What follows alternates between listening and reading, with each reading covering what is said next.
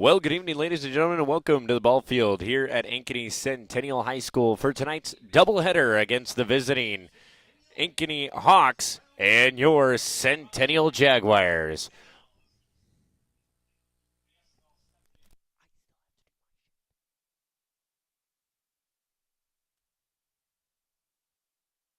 We're getting ready for today's Cinerama starting lineups, and we're going to turn it over to the PA announcer, Rodney Tomlinson.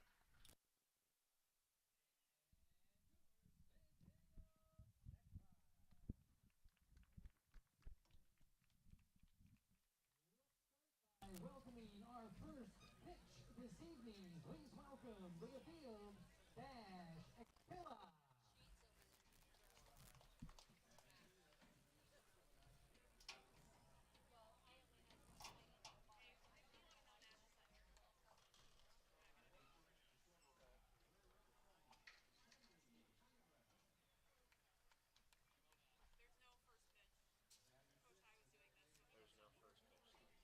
All right, let's move on to our starting lineups for this evening. First for the Ankeny Hawks.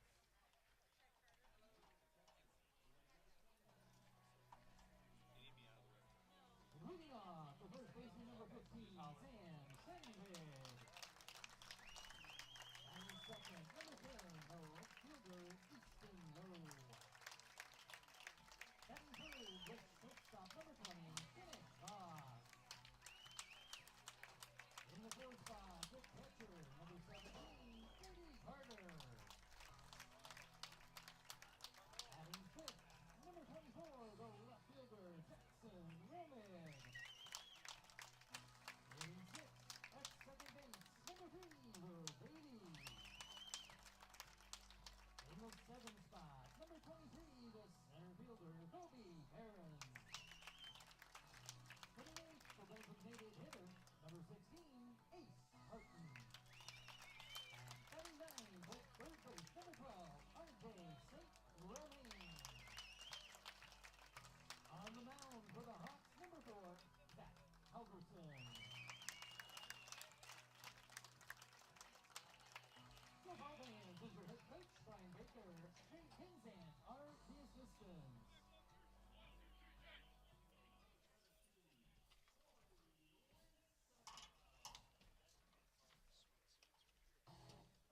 And now, here are the starters for your Centennial Jaguars.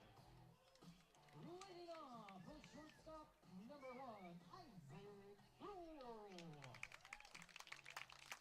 Hitting second at second, number 28, Will Nessler. Batting third, the designated hitter, number 7, Will Morris. In the cleanup spot, your right fielder, number 24, Bowen Bullwinkle. Hitting fifth, the left fielder, number 8, Reed Anderson. Batting sixth, wearing number 2, center fielder, Jackson Reed.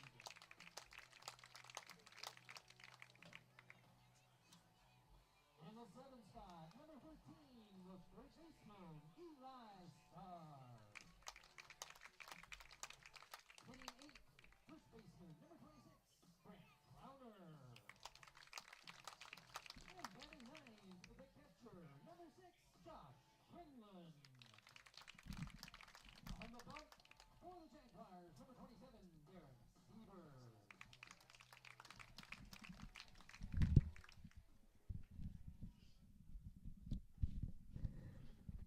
Well, folks, with starting lineups out of the way, we are going to take a break and be right back. You're watching Centennial Digital, driven by Freedom Tire.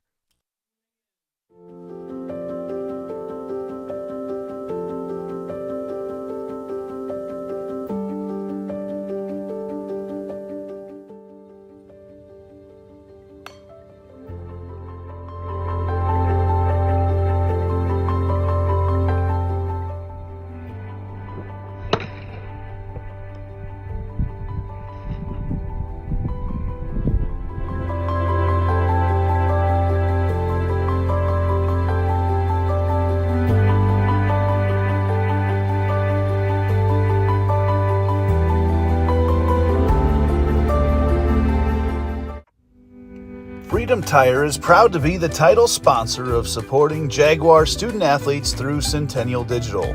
With 6 locations around the metro, you're never far from getting you back or keeping your family safely on the road. Our certified staff and state-of-the-art technology means you can take comfort knowing you've got the best work at the best prices. Come see us at Freedom Tire, a proud supporter of Centennial Digital.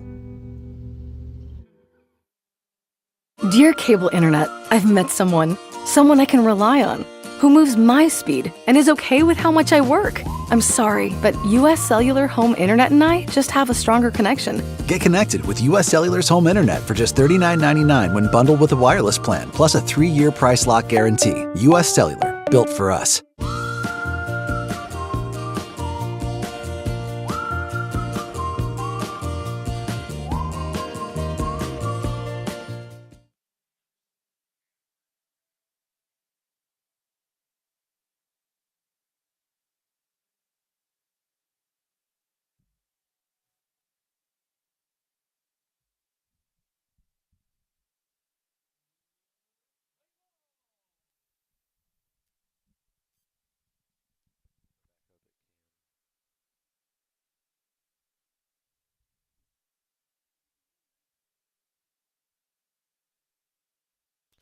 Well, once again, good evening, fans, and welcome to the ballpark here at Ankeny Centennial High School for round number 2 of the Crosstown Clash. It's Hawks and Jags, this time in the jungle.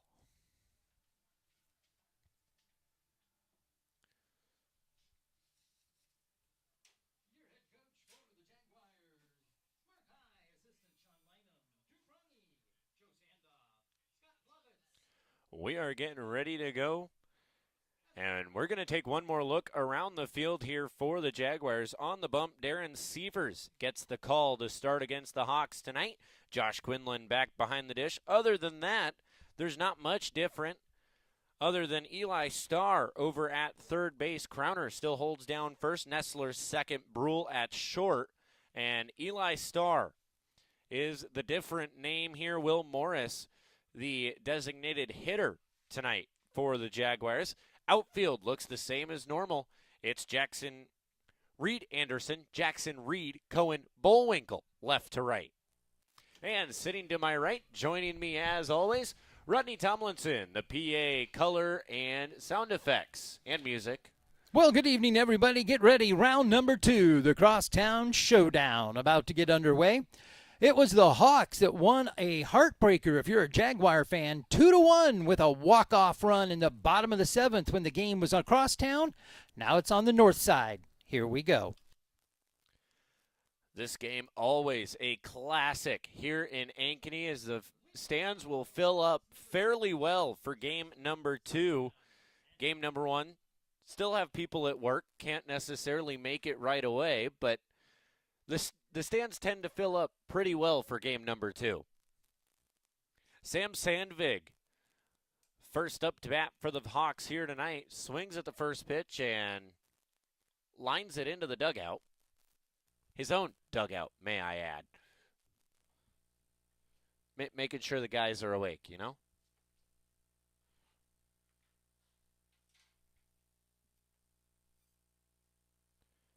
And the next pitch from Sievers is back behind his head. I want you to throw the next one at the bull. You want me to throw it where? Little Bull Durham reference. And the movie quotes start already. What's next? Game 2 trivia? They could Facebook in their answers. And Sandvig going to drop that one in left center for a base hit.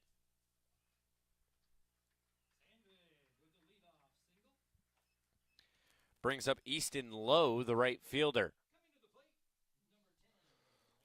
Lowe wearing number 10 for the Hawks. So the Hawks wasting no time collecting that first hit. Sandvig drops it out there. Allie, nice job out in center by Reed cutting it off, holding him to just a single. He had thoughts of second base, decided otherwise.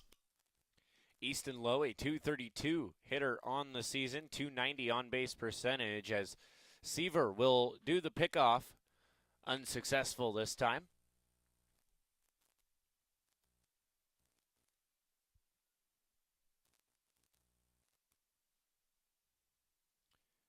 Easton Lowe, 13 hits on the season, 10 of which are singles.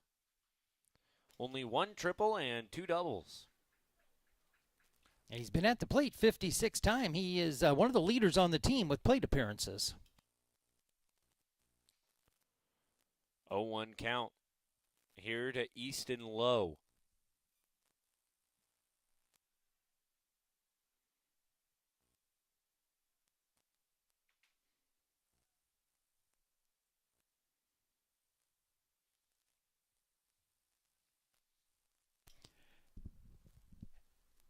Looking in, trying to get the signal straight from the dugout, looking at his wrist, and finally has it. And another pickoff attempt from Severs.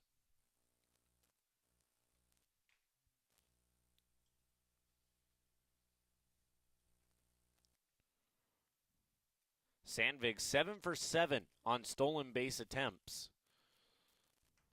Bunt shown, laid down. Severs going to have to cut off the run at first. And Sandvig will move over to second on the sac bunt.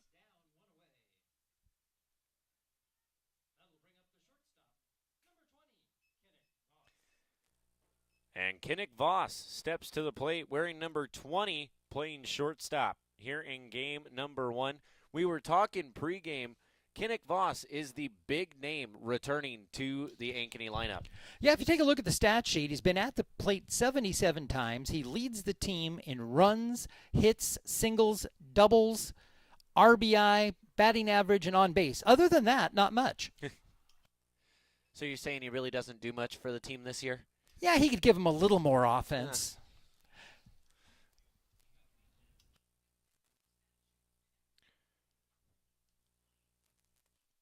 Kinnick Voss, 338 at the plate.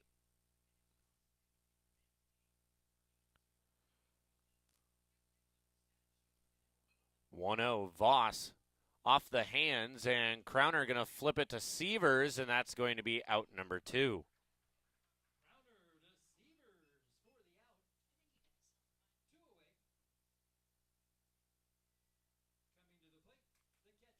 So that'll bring up Brady Carter, the catcher.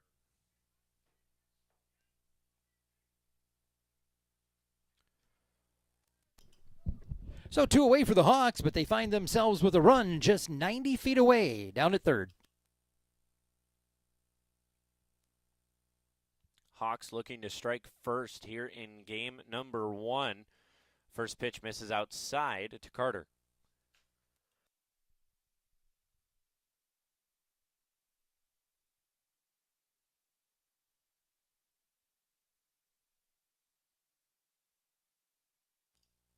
The 1-0 misses down low.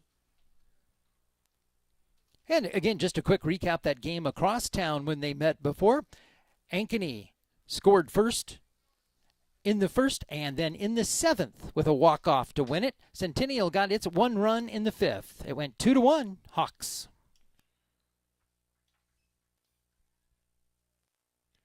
And looking down the baselines at coaches, I do notice both sides of town have gone away from having the head coach on third base.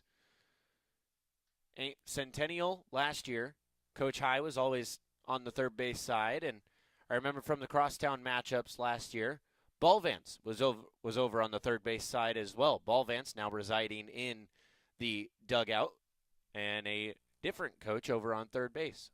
Well, there's more shade in there tonight. Well, you know, there is that, I guess.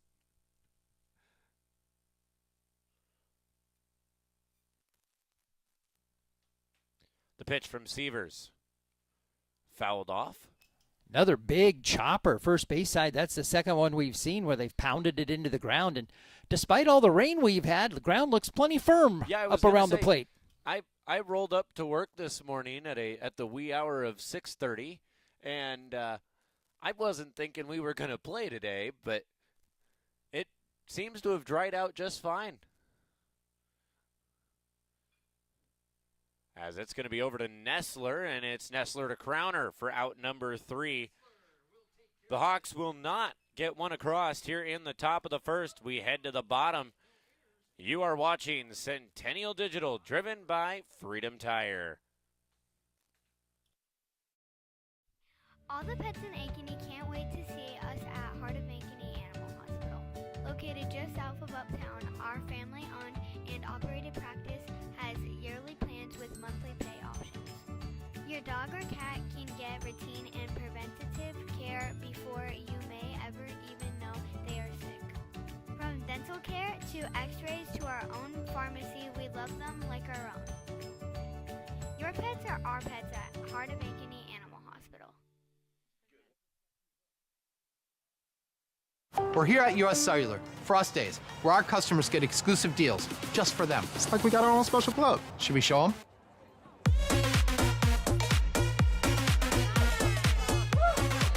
Get $1,200 off any phone plus $500 off any tablet. Us days at US Cellular.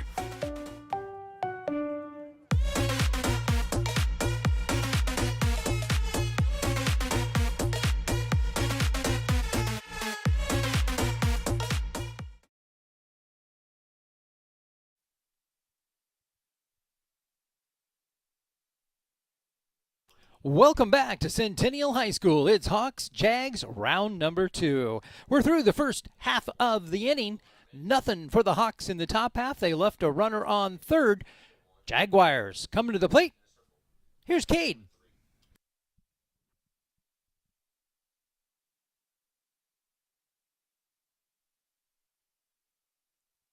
So we flip it over to the Jag side of the book. Here in the bottom of the first, Isaac Brule going to be the first one up to bat. And looking around the field, it's Zach Halverson on the bump for the Hawks. Carter back behind the dish. Ben Sandvig on first. Davies, Voss, and St. Romain. The rest of the infield, as Brule's going to have a hard hit single on the first pitch.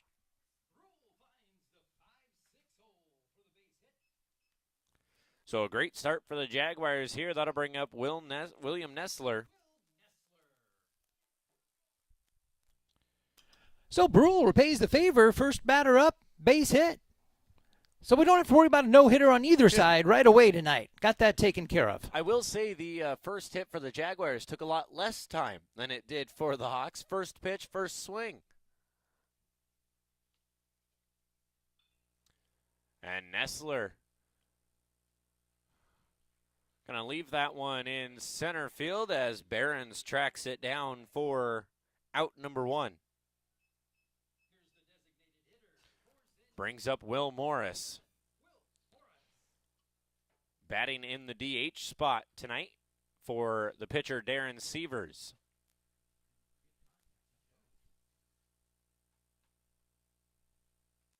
And I got to say, just from those first 2 Centennial batters, Centennial is all over Halverson already. They're coming out swinging. They're ready to go. Good contact on both of them. Apparently, Will didn't get the memo. He let that one go. Breaking ball slid outside. All good thing he left it there. That's 1-0.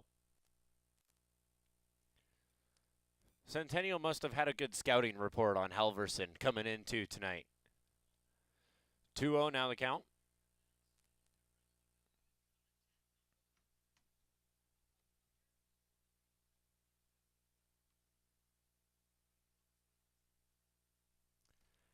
Halverson, a 5.56 ERA. And right now, he's stuck in a groove. Everything is out away from the right-hand hitter. 3-0, you know what comes now. The automatic strike. The automatic strike pitch. If it's anywhere close. Well, I can swing. Well, yeah. Talk about an automatic strike. Morris with the green light on a 3-0 pitch. That probably would have been ball 4. I think personally, if Coach gives me the green light on a 3-0 pitch, I'm canceling it and going red light. And Morris. Well, and he didn't have to get hit. He could have just got out of the way. Yeah. He still got ball 4. And you notice, look in the batter's box, the return of the elbow guard. Morris back to wearing the elbow guard now, as he will find the way down to first on a hit by pitch.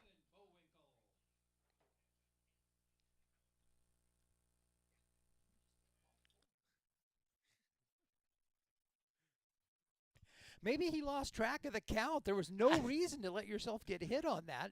If it's a ball, he would have got first and wouldn't hurt nearly as much. I hit him in the elbow guard. He's fine. And I only mentioned the elbow guard because we've seen him go away from the elbow guard. He got called for leaning into a pitch one game, and then from that game until now, we have seen no elbow guard for Will Morris. Well, it comes back and immediately makes its presence known. Now Cohen Bullwinkle at the plate, the right fielder for the Jaguars.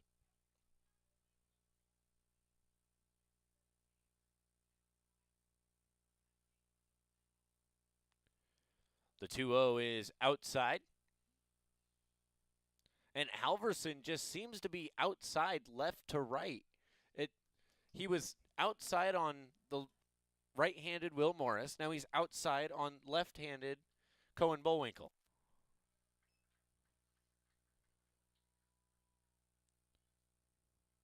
And that's a base on balls for Bullwinkle.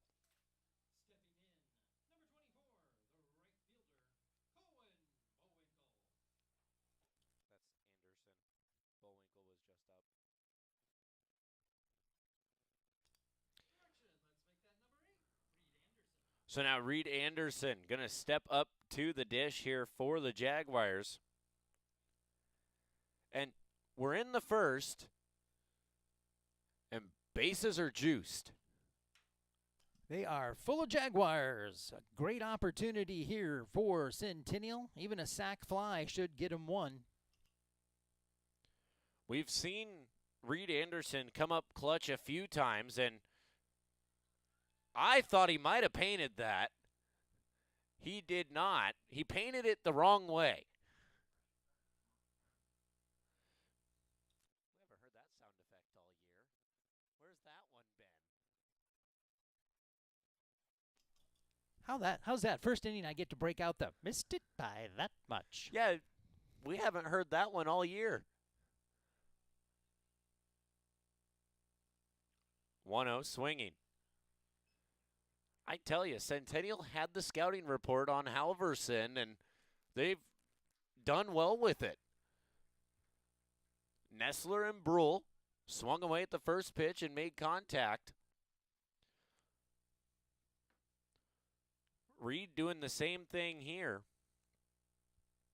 But he's 0-2, and that one's going to miss outside. Wow, that didn't miss by much. If that's the strike zone, we're in for a long first game. That was, and the grumbling from the Hawk fans would echo that statement.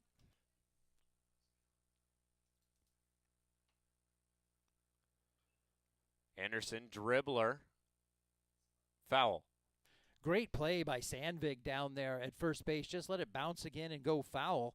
Could have easily gotten it out at first, but the run would have scored. So opted to let it go.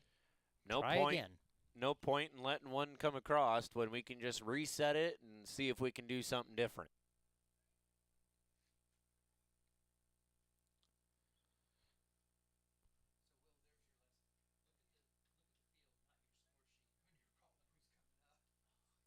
Reed Anderson. Dribbler over the head of Sandvig. Are you kidding? Anderson made him pay for that one. And 2 will come across for the Jaguars as we now have runners on the corners.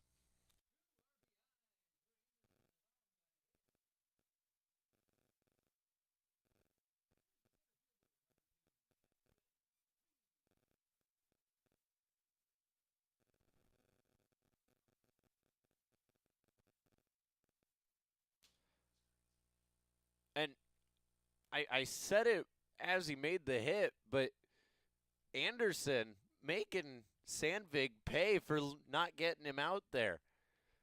Taking that same hit and bouncing it over his head. Well, 2020 hindsight says, yeah, play that, but in the moment, I still think it was the right play. Anderson goes, and he's on second. He'll take it uncontested as the Hawks are disinterested. They're going to keep their eye on Bullwinkle over on third. And it's a quick 2-0 count to Jackson Reed.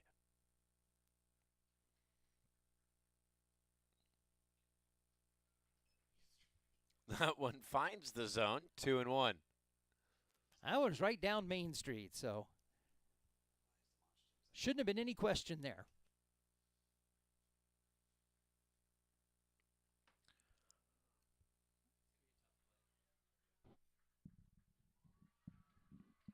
And Reed will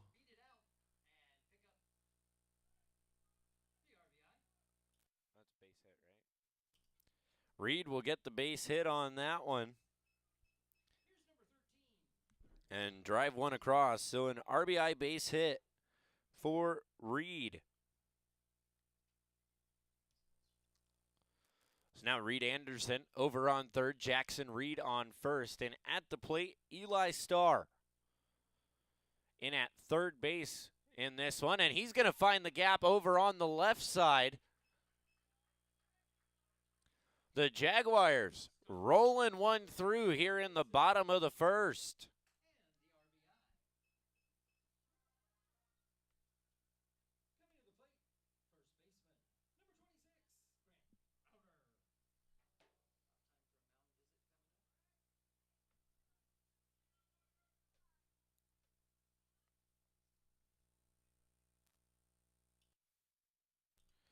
Now Grant Crowner, the first baseman, steps in.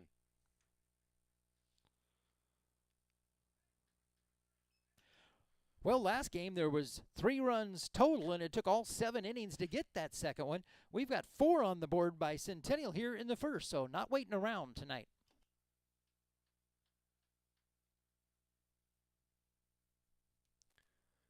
And dare I say it, but we're in the first inning, and our book is already in jeopardy.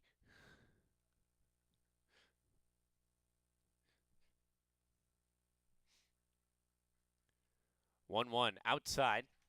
And for those of you that don't keep book, what Kate is talking about is we're about to go through the whole first inning and have to go back to the top of the order, scratch out all the numbers on the top of the sheet because they will now be wrong. It won't be the second inning. It'll be the continuation of the first inning.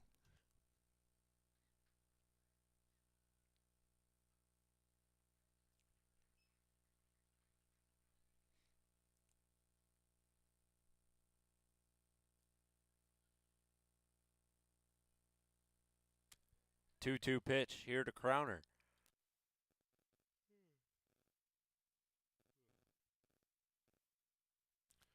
Swung on, and that'll be out number 2. Halverson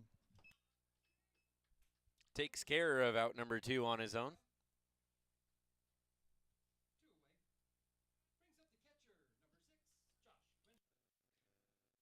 One. All right, so it only took 1 inning tonight. I wasn't going to say anything. I covered it for you, so. Josh Quinlan, now the batter. Runners on first and second. First pitch misses inside.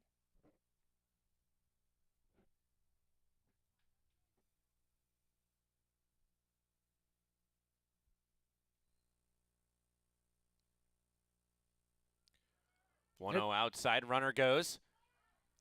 Safe at third.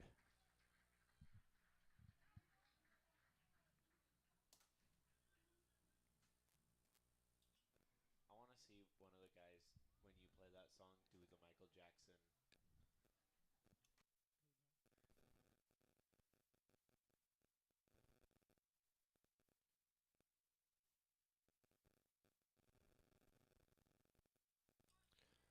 Two-0 now with runners on the corners. I suspect we will see Star going. That's a high fly ball. Bearing's getting under it, and that's going to be out number 3.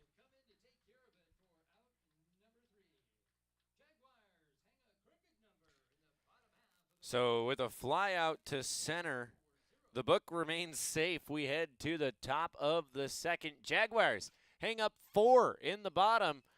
You're watching Centennial Digital, driven by Freedom Tire. No matter how hard I try, I cannot come up with any place I'd rather call home than Ankeny. We raised our family here, so when it came time to downsize, I knew there was no place for me but Ankeny. From unique shops to incredible restaurants, there's always something new to explore, and it's all just a few minutes away. Building my home here with Caliber was one of the best decisions I've ever made. If you're thinking about making a move, let me help you find your perfect home. You'll fall in love with Ankeny just like I have. Let's talk soon. West 40 Market in Uptown Ankeny is your place to shop for the best meats, steaks, brats, jerky, and everything in between. Let us be your one-stop shop for all your favorite cuts, all raised on local Iowa farms. Shopping local never tasted so good.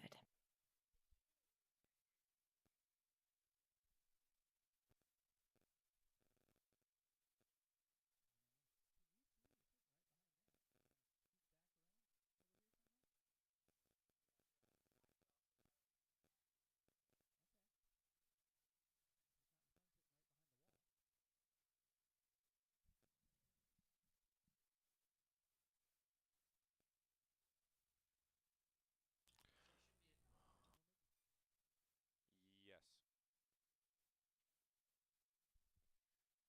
The only reason I mentioned our books being in jeopardy was to help hopefully save it. So now Jack Romig up at the plate for the Hawks here in the top of the second.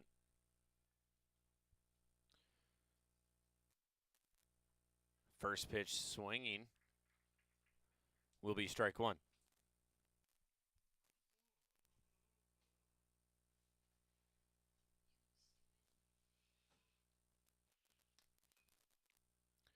And it'll be Star to Crowner for out number 1 here in the top of the second. So a 5-3 puts 1 away, and that'll bring up Will Davies, the second baseman.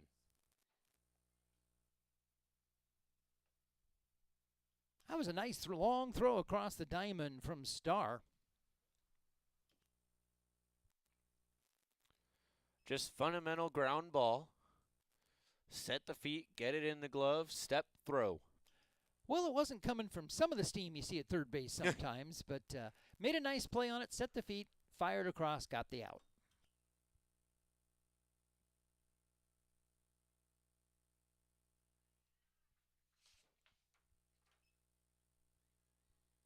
Davies 250 at the plate for the Hawks.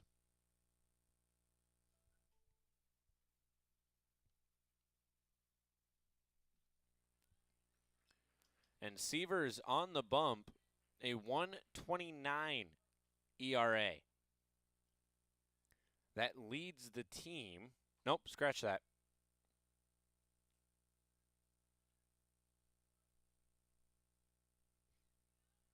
Let me look closer before I make that comment.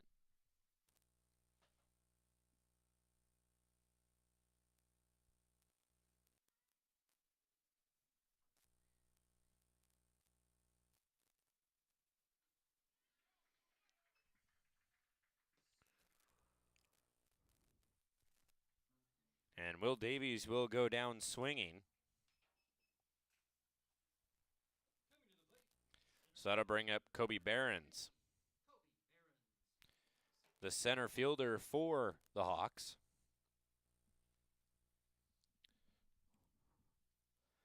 Okay, so let me rephrase my statement I made earlier.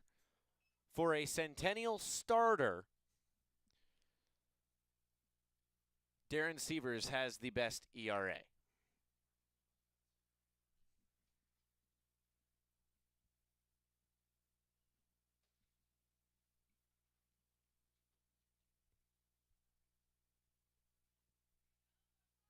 And a programming note for those of you at home. I'm not sure if we'll be on the air or not, but tomorrow's varsity game that was 7 p.m. is now 10 a.m. tomorrow, trying to avoid weather tomorrow night. Nothing like a bright and early game. And it'll be Star to Crowner to round out the inning. So the Hawks send 3 to the plate and 3 back to the dugout. Your score remains 4-0 in favor of the Jaguars. You're watching Centennial Digital, driven by Freedom Tire. What if you could create memories that would last a lifetime? That would be pretty cool. Well, now you can.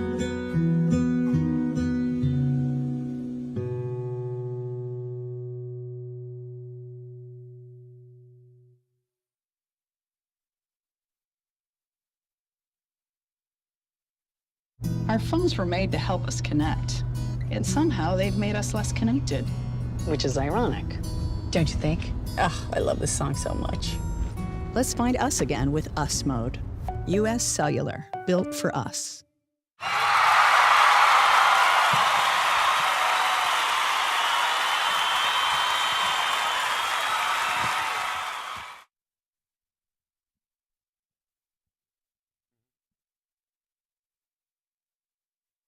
Welcome back to the ball field here at Ankeny Centennial High School. There's like a half-second delay. And we will go back to the top of the order. Isaac Brule led the game off with a base hit on the first pitch. Halverson on the bump once again. We'll see if Brule can duplicate it or if Halverson has something to say about it. 2 pitches, 2 swings. And it's going. Drops at the fence. And it'll be a stand-up double for Brule.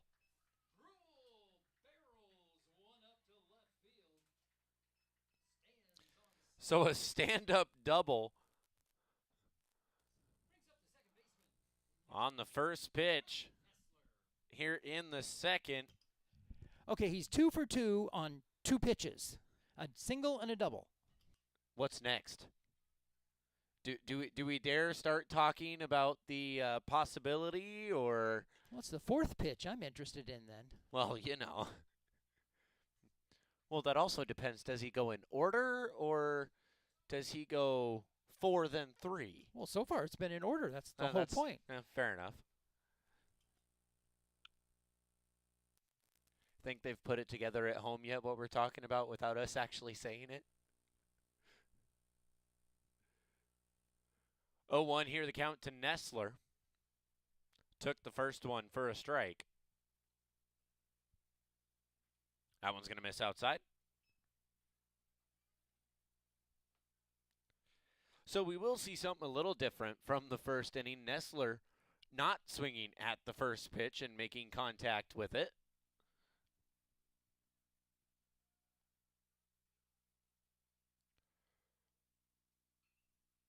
He will swing at that one, and I believe that's going to drop in right field. And that'll put runners on the corners. So Nessler finds his pitch and just drops it in shallow right field. And that'll bring up Will Morris. We saw Halverson get shaken up in the first after Nessler and Brule made contact. First pitch, first swing, which led Morris to a 3-0 count, which then green-lighted on the 3-0. 3-1, then led to a hit by pitch. All the Jaguars have come out where they left off in the first. The bats are hot. They're swinging. They're looking for runs. And Morris will send that one back behind our booth.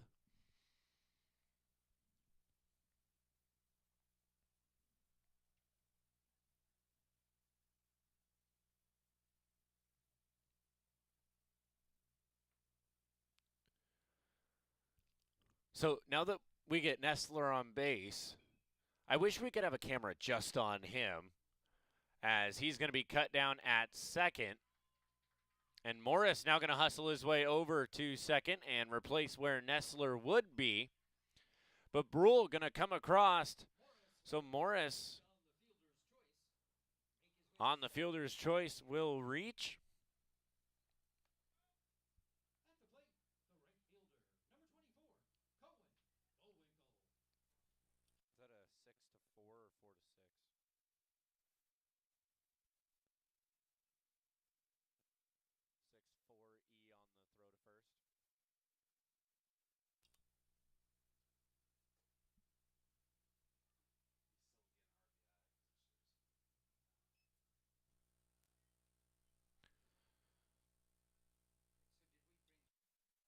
on the throw to first. No, Nestler was out it. So now Morris, the only man standing on base, as Cohen Bullwinkle stands at the plate for the Jags. That one's going to miss outside. 0-2, or 2-0, excuse me. 0-2 is a completely different count. Well, they both have a 2 and a 0 in them. It's just how you arrange them. Depends on if you're putting strikes first or second. Bullwinkle with the bunt, as we usually see, and runners are going to be safe. Not the first time this year he's laid that one down and got a single out of it. So that'll be a base hit for Bullwinkle.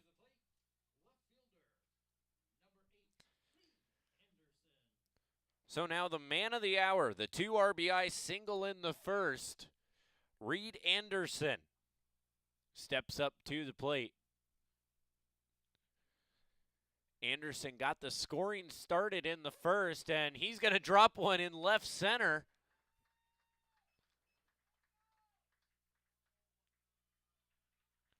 And stand up on second. Anderson, the RBI single.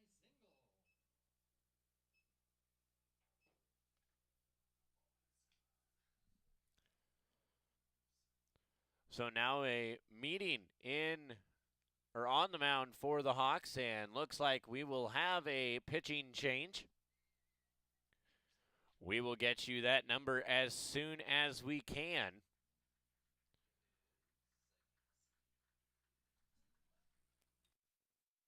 thought it looked like a 7. 11.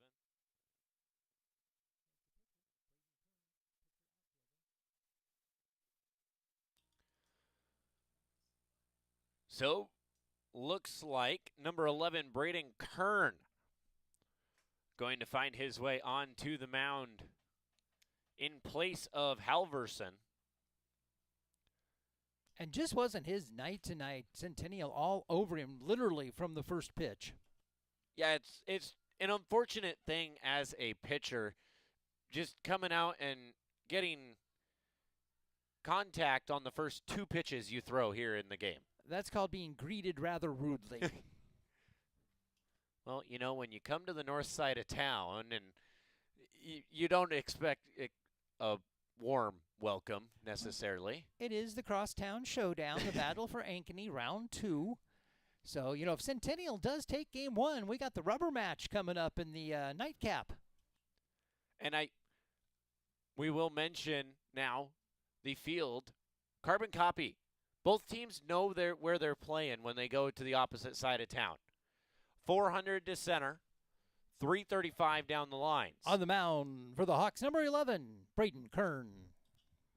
370 power alley? 373, I believe. 373. And a 373 power alley. Number 2, Jackson Reed. Ankeny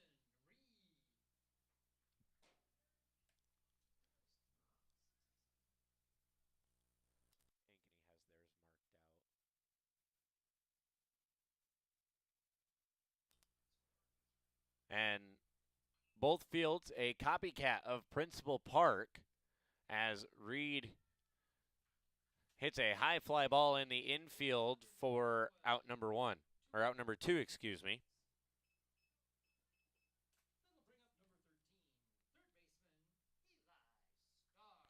So runners on second and third, 2 Jaguars on the prowl here in the bottom of the second, 2 runs across.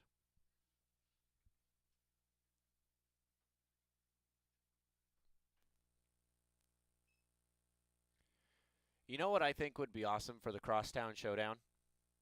What's that? Both fields are a copycat of Principal Park. Let's move the game down south just a little bit. Take it to Principal Park, which I know is unreasonable now because MILB or MLB covers the MILB schedules, which is why we don't have the state tournament there anymore. But I think it would still be fun. Let's play the Crosstown Showdown in the Big Sister field.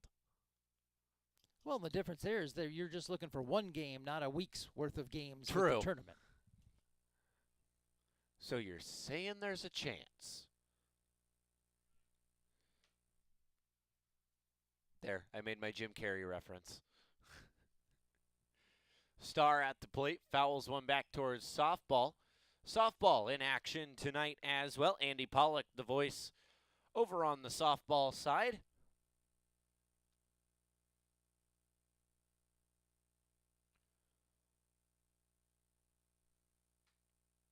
Two-two pitch. Inside. Almost clipped the elbow of Star. Oh, it was a nice breaking pitch right over the plate and then ran in on the right-hand hitter. Apparently missed the edge. So now a full count payoff pitch here. 3 balls, 2 strikes, 2 away. Outside, ball 4.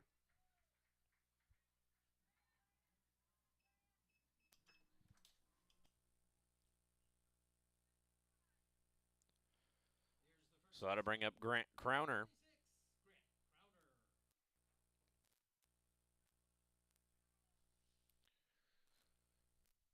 Crowner, a strikeout in the first. Second inning in a row, Centennial has bases loaded. And first base coach Drew Prongi looking to make the grab there. And we like to see when a coach goes out and tries to make the grab and keep the ball closer.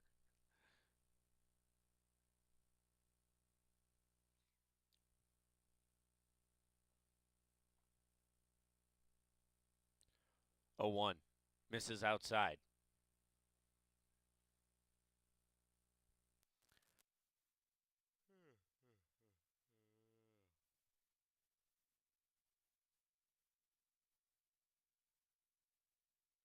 That one right down Main Street makes it 1-2.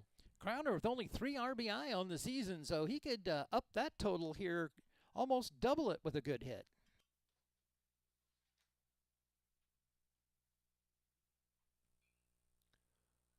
That one's a high fly ball, and calling it is Voss, and that's going to be out number 3.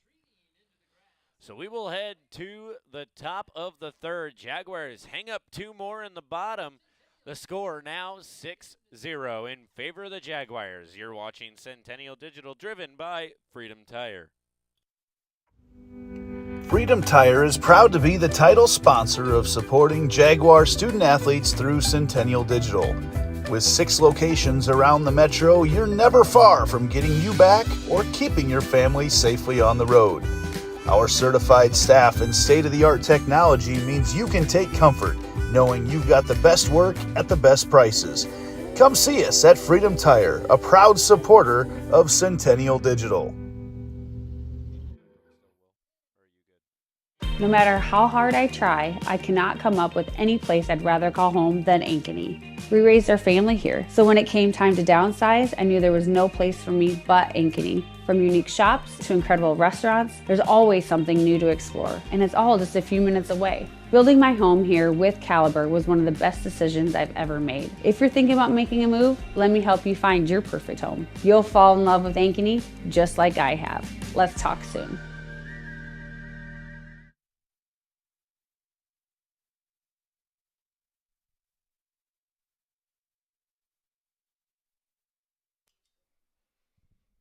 So Centennial follows its 4 in the first with 2 in the second. We head to the third. It's 6-0 Jaguars. And leading us off is going to be Ace Parton, the designated hitter. Nice neon colored bat.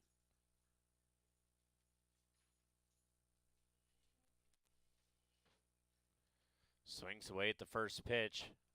Misses it. Strike one.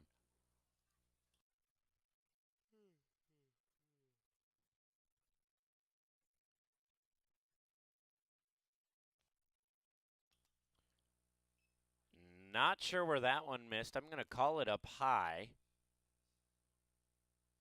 1-1 now the count. So Parton with 6 hits on the season. He's got 5 singles and 1 double. And he'll send that one over to Starr, and it's Starr to Crowner. Crowner tried to get the sweeper tag as he was pulled off the base, but unsuccessful. Will put Parton over at first.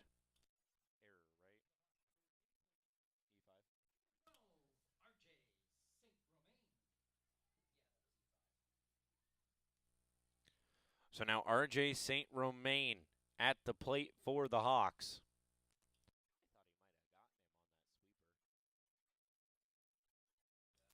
And Starr going to have the redemption. Will get the out at second, cut down the lead runner.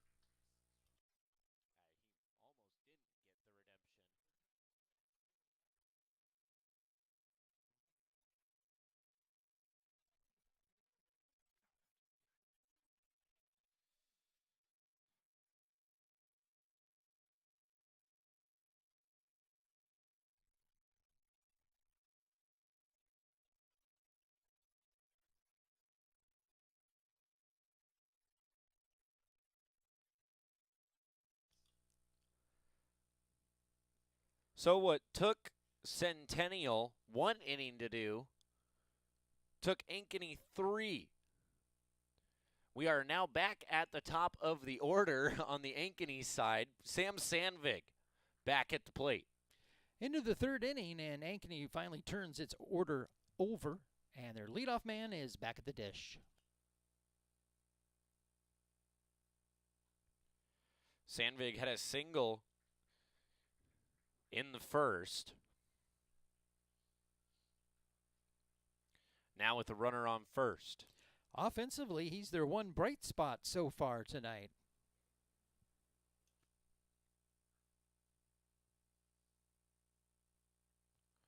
One misses outside.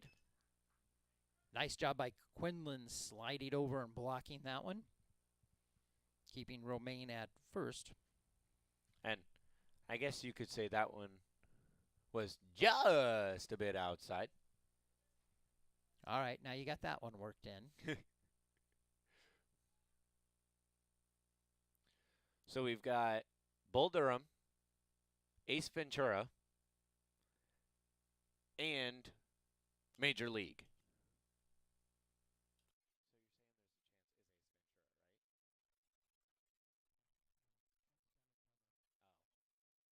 Okay, I will correct myself. Dumb and Dumber, not Ace Ventura. Both Jim Carrey movies, though. I was right there. I will give myself a point there.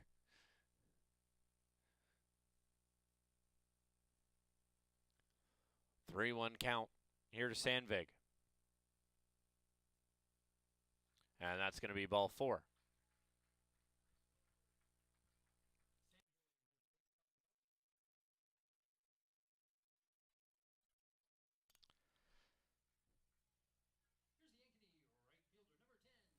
So that'll bring up Easton Lowe, the right fielder.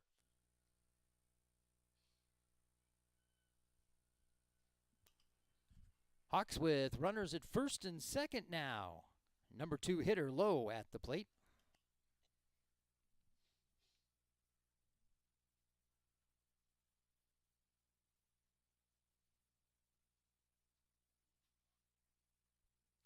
Jaguar infield playing mind games over at second base as a big lead being taken by St. Romain on second.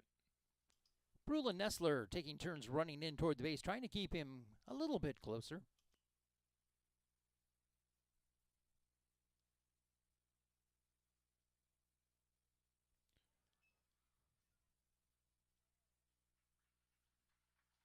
And that one in the dirt. Quinlan scoops it and tosses, but can't get it there in time. It's a swiped base for St. Romain.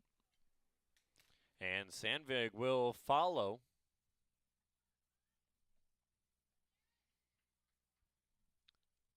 Easton Lowe has only seen 2 pitches.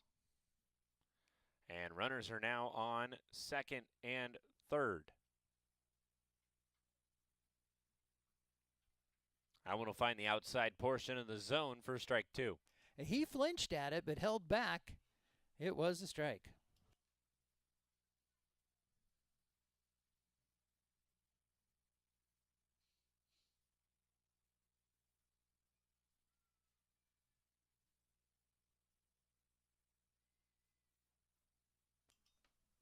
Somebody need to go nudge someone. We froze.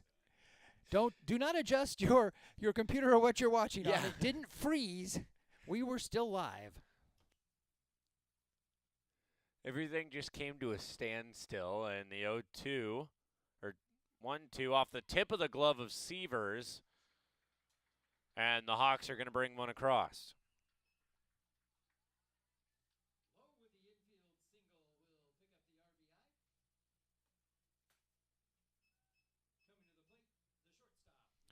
So that'll bring up Kenneth Voss, the shortstop. Well, that just goes to prove not how hard or how far you hit it always, but how you get the job done. The high hopper did it. And I don't want to say Severs' jump didn't help him, but it hurt him a little bit. It went off just the top of his glove, and they're only going to get one out on that one as Voss will find his way to first.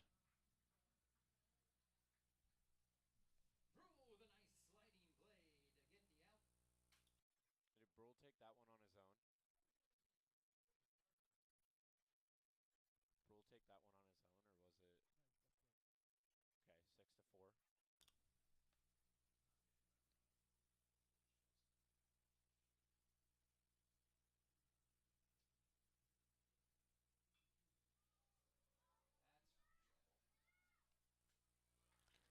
And tracking that one down will be Bullwinkle for out number 3. But that's going to end the inning. The Hawks hang up 2 in the top of the third. We head to the bottom. You're watching Centennial Digital, driven by Freedom Tire.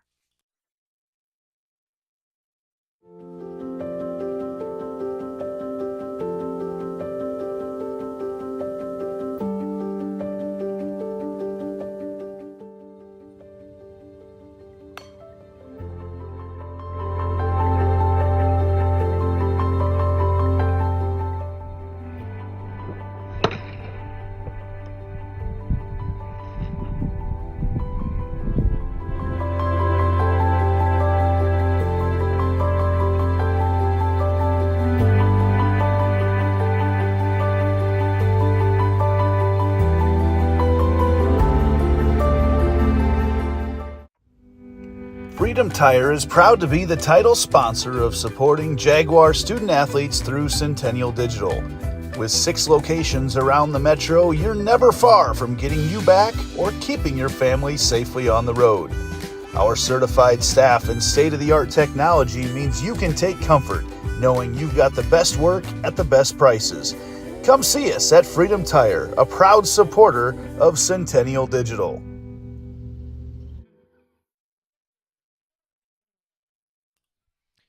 Welcome back to the ball field here at Ankeny Centennial High School.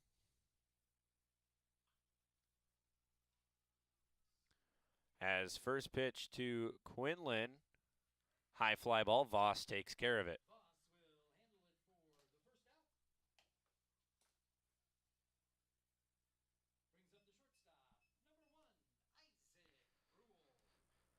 So the first time the Jaguars start in a different spot than the top ends in a fly out. Also the first time they start without a base hit. He took a pitch. And Brule takes the pitch. He swung at the first pitch the other 2 times he's been at the plate. Well, it's a different pitcher. And Brule going to be hit by the pitch on pitch number 2. See, he should have swung at the first one. Hit it before it hits you. That is typically the name of the game. So that'll bring up Will Nestler.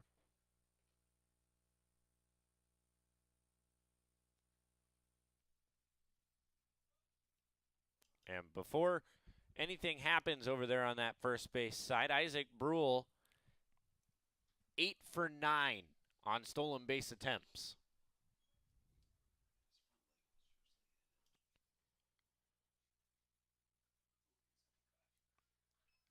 I think I saw Nestler's knees buckle on that one. He was wanting to retreat, but give him credit. He stood his ground. Nestler and Brule lead the team in stolen bases. Brule with 8, Nestler with 7.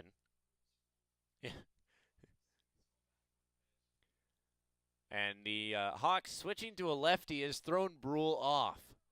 He has retreated both times as Nestler is going to send that one over to Voss. Nice flip by Voss, but they're only going to get one away. Voss making the quick hands at shortstop for 2 away.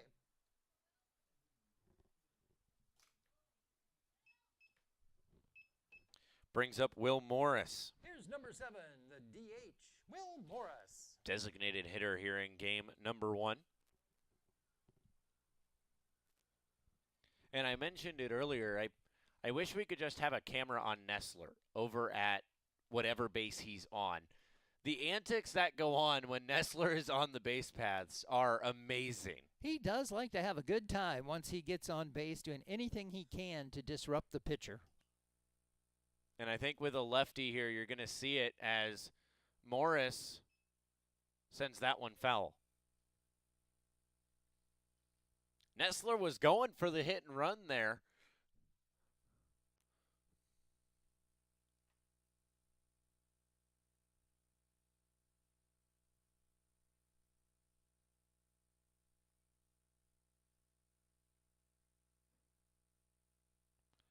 Ball gets away from Carter, and Nestler is going to get the free pass over to second. Well, that's a much easier way to get down there. We'll put him in scoring position, 2 away, but Centennial with a man at second. Nestler way back on the dirt as Morris going to rip one to the hot corner, and ball's going to be off. Nestler is going to come home. Morris going to find his way over to second, and we'll just play a little ring around the rosy here as Morris replaces Nestler.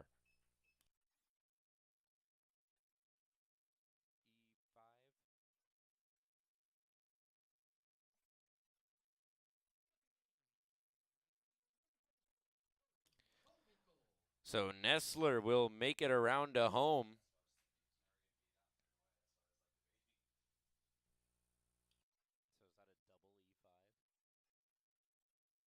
I would almost say so, because Bullwinkle drops that one in left center and will bring Morris across an RBI single. Brings up Reed Anderson, the left fielder.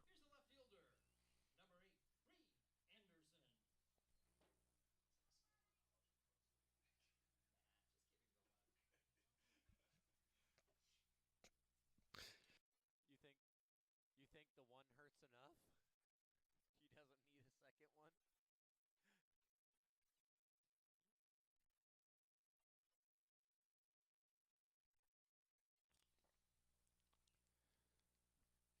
Anderson, big hack on that one.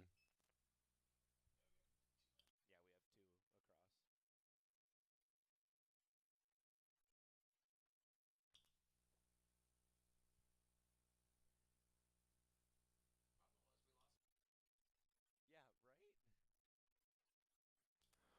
right? 1-1. Anderson fouls that one off and looked like it went off of his ankle as well. Doesn't seem to be phased. Blue's going to walk the ball 3/4 the way out and then toss it to buy a few moments here for number 8. Reed Anderson Indeed took that one off the ankle.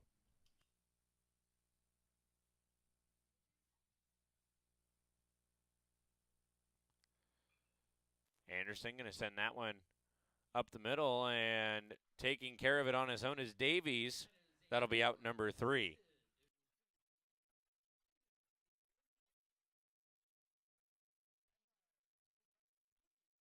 So the 4 unassisted will end the inning. Jaguars hang up 2 more in the bottom of the 3rd. We head to the top of the 4th. You're watching Centennial Digital. The score, 8-2. We're driven by Freedom Tire.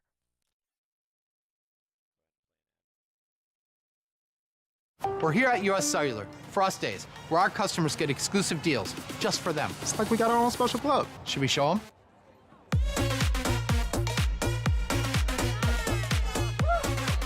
Get $1,200 off any phone plus $500 off any tablet. Us days at US Cellular.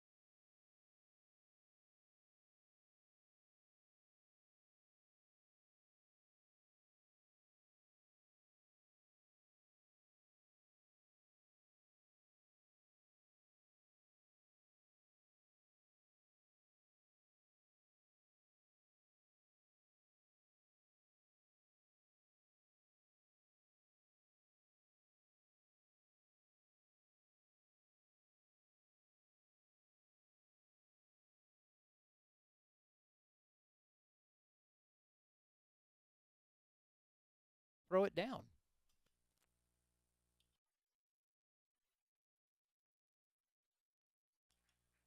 And Severs will take care of that one on his own.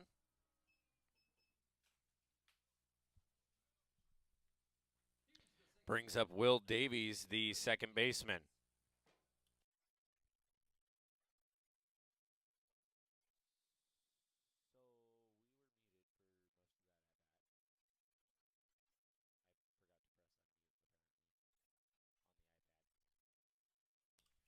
First pitch to Davies, swung on.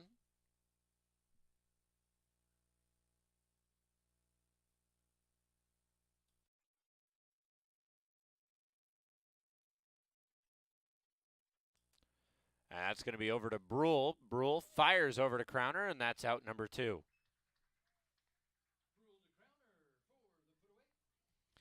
So that brings up Kobe Behrens, the center fielder wearing number 23.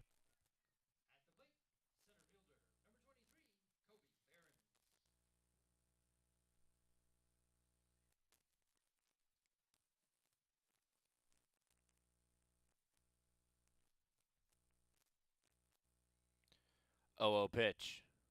Breaking ball, misses ball one.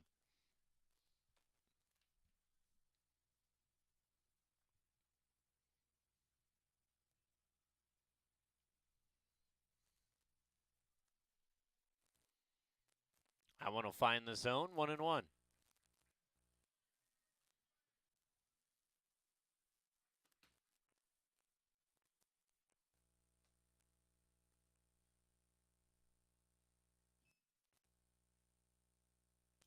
That one missing down and away.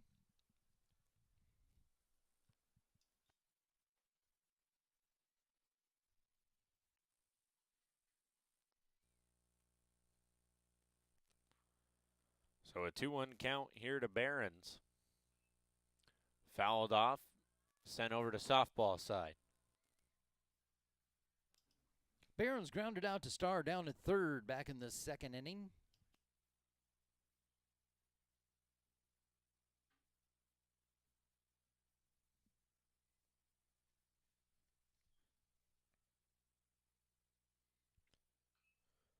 The 2-2 up high.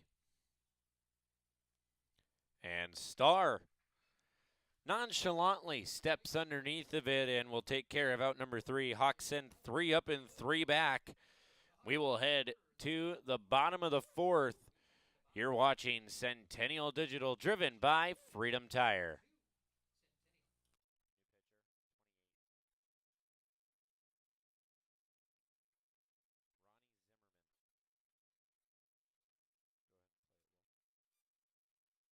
We're here at US Cellular, Frost Days, where our customers get exclusive deals just for them. It's like we got our own special club. Should we show them?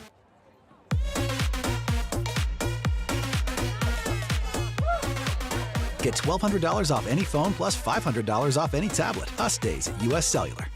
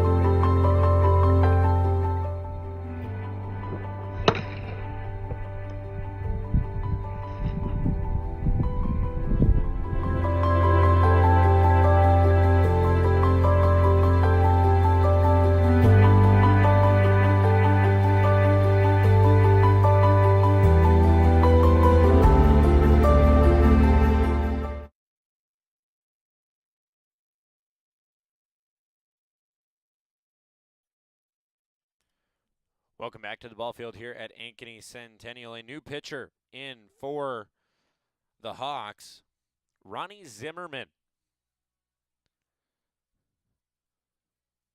Comes in on the bump, 1.91 ERA. Only 7.1 innings pitched this season.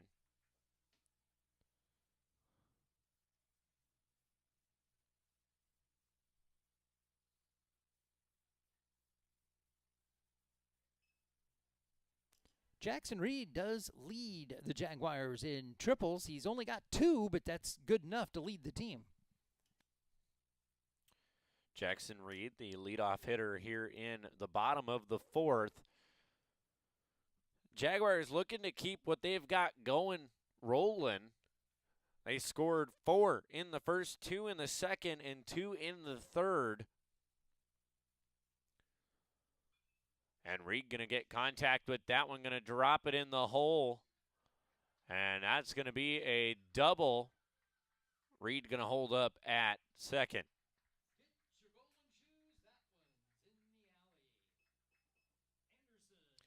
So that'll bring up Eli Starr. The third baseman.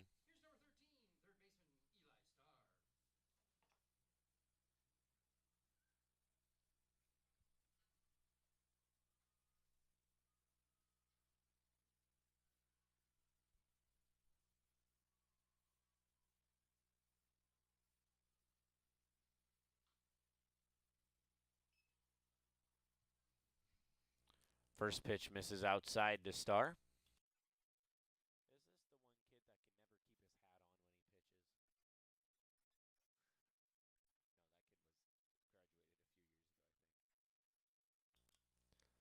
So it's a 1-0 count. That one misses up high. Stars 1 for 2 here tonight. You got a single back in the first and base on balls in the second.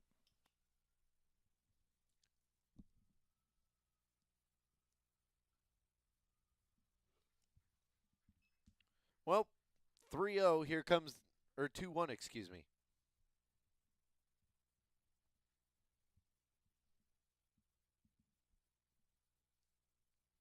I was going to say here comes the automatic strike, but that was the strike. That one will miss to make it 3-1. That one up over Star's head.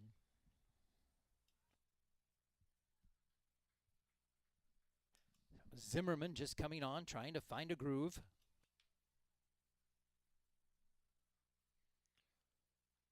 The 3-2 misses up high. Ball 4.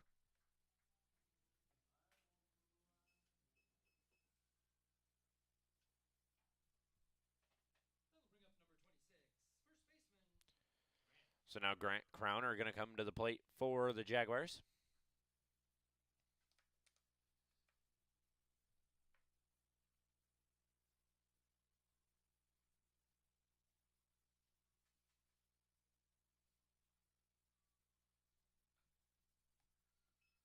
So nobody out here in the bottom of the fourth, and Centennial back to work once again. Runners at first and second. First pitch to Crowner was a miss, 1-0. That one's going to be inside, and Jackson Reed. Whoa, whoa, whoa, I don't think so. Okay, now I'll go. Yeah. He went for it and got caught. Tried to go back, and the ball got past the third baseman, so he will come across to score. Yeah, about 3/4 of the way there, all of a sudden he had other ideas, and he slammed on the brakes and was going to be in a bad spot, but the ball made its way out to left field, and he ends up scoring instead.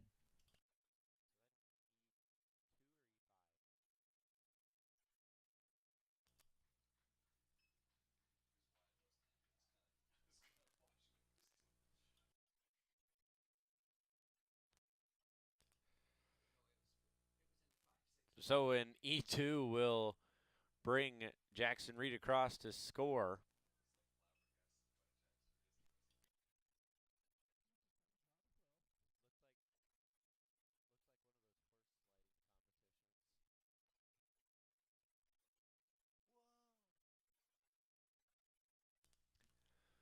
Two the count here to Crowner.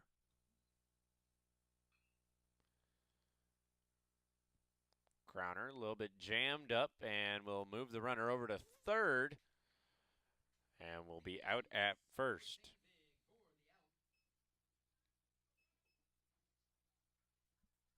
That puts one away, takes us to the bottom of the order, Josh Quinlan.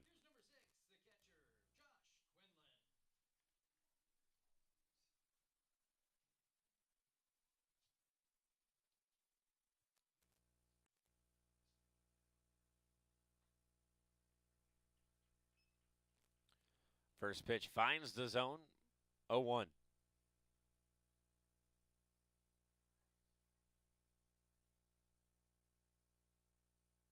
That one will miss down low.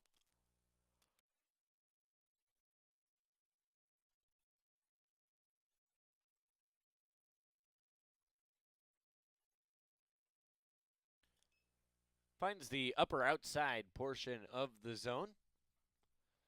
1-2 now the count to Quinlan.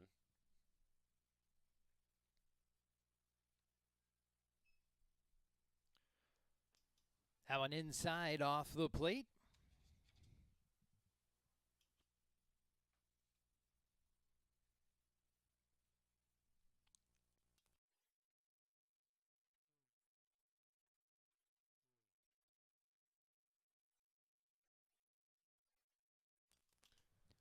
And Starr almost halfway down the line. He came at a full run. I thought he was going to try to steal it. Yeah, I thought we might have had a straight steal going on, but it is still a 2-2 count.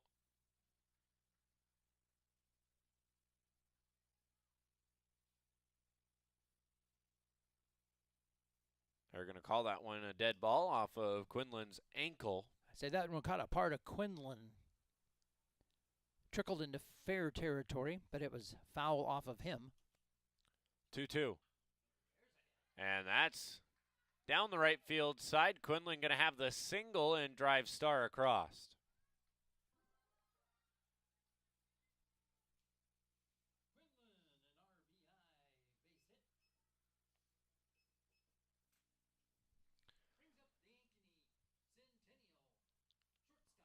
So that'll bring up Isaac Brule. We go to the top of the order.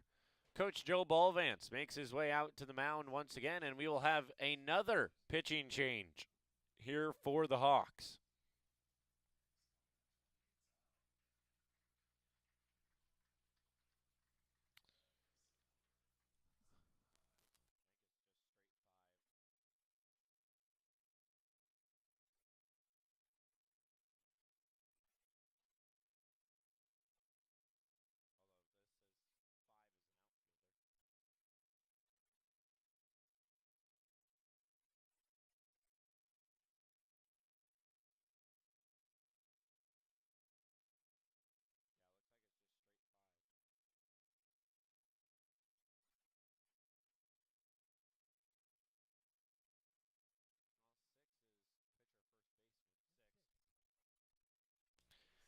So the new Hawk pitcher, number 6, Ryan Buffington.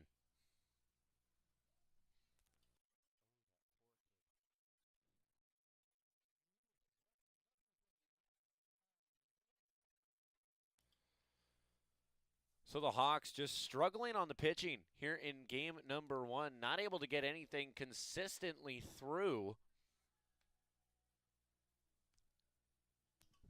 Well, and what they are getting over the plate, the Jaguars are sending to the outfield.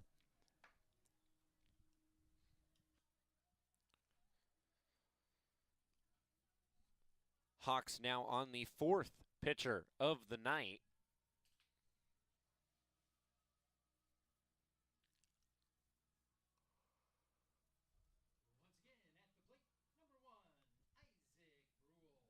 And Isaac Brule at the plate once again.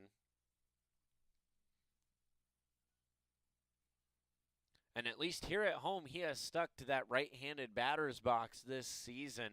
No switch hitting from what we have seen.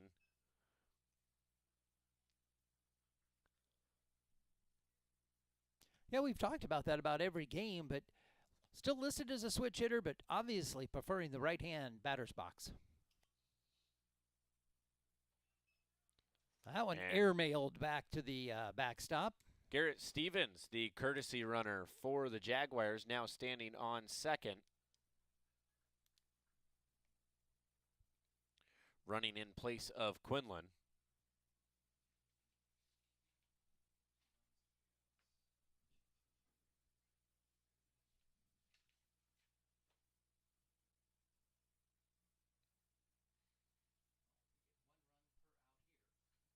Brule looks to lay down the bunt, and it'll be 2-1.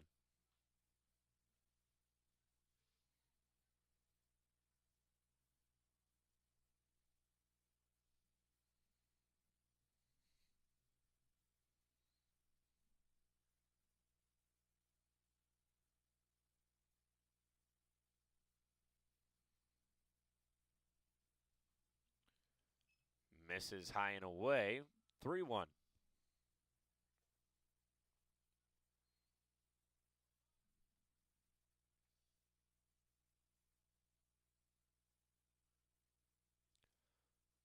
The 3-1 misses down low, and that's going to be ball 4. Brule will walk his way to first.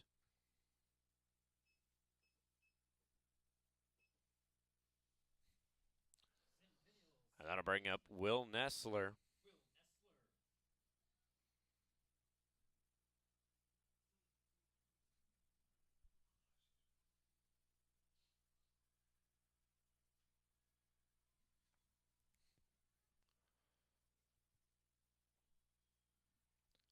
First pitch to Nestler from the lefty Buffington.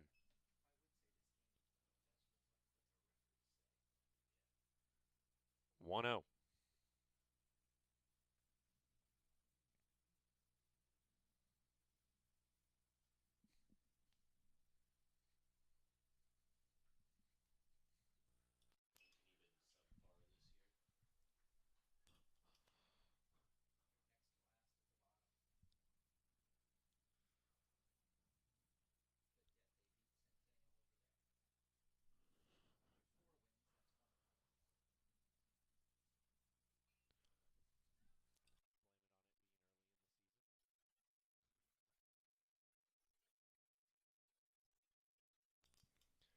That one's going to be fouled back from Nestler, makes it 1-2.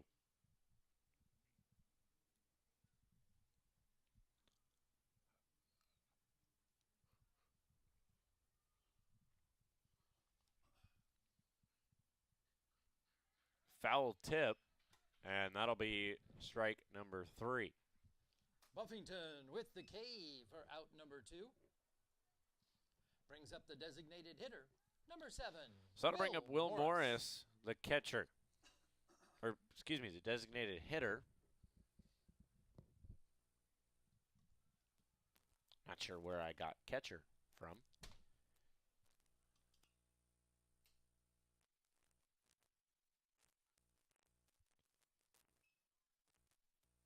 First pitch will miss outside, 1-0.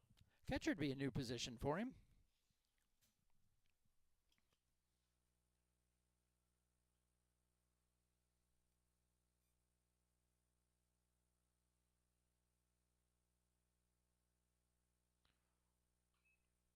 Ropes that one. Lynham dodging his way out of it.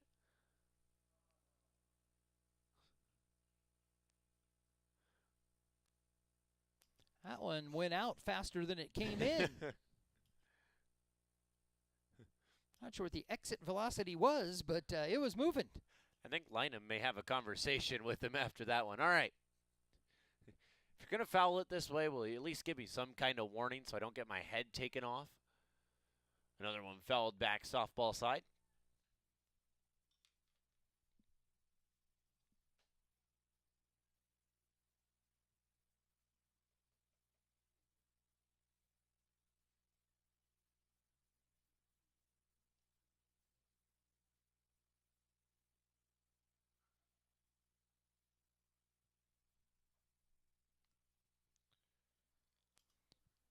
Tried to snap off the breaking ball. Left it spinning up high. 2-2 the count here to Morris. Cohen Bullwinkle stands on deck. That one's going to be low and inside. Fills up the count 3-2 with 2 away.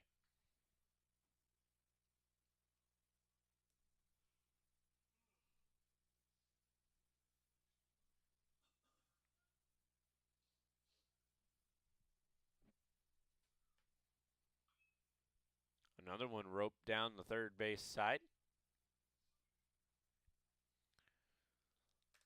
Lynham didn't move away from that one like he did the first one.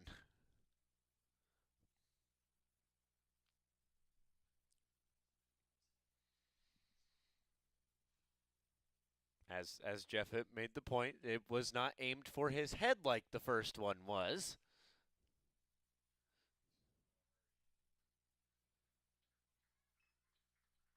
And that'll be ball 4. Bases end up loaded for the Jaguars.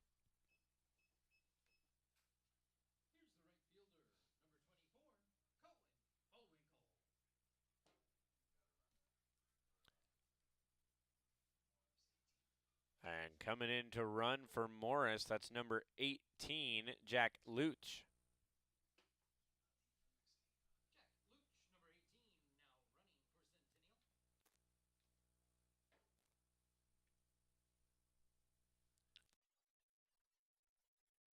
Well, here we are again.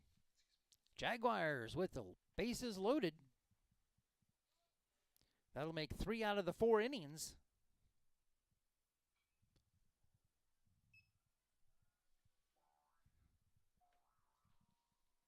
Each of the other 2 times they've cashed in. We'll see if they can do that again.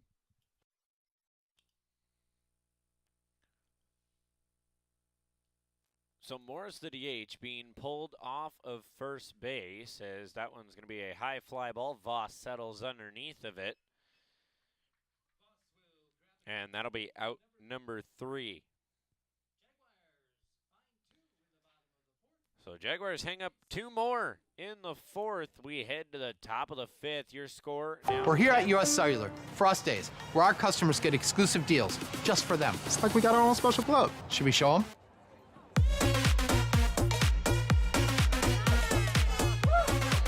Get $1,200 off any phone plus $500 off any tablet. Us days at US Cellular.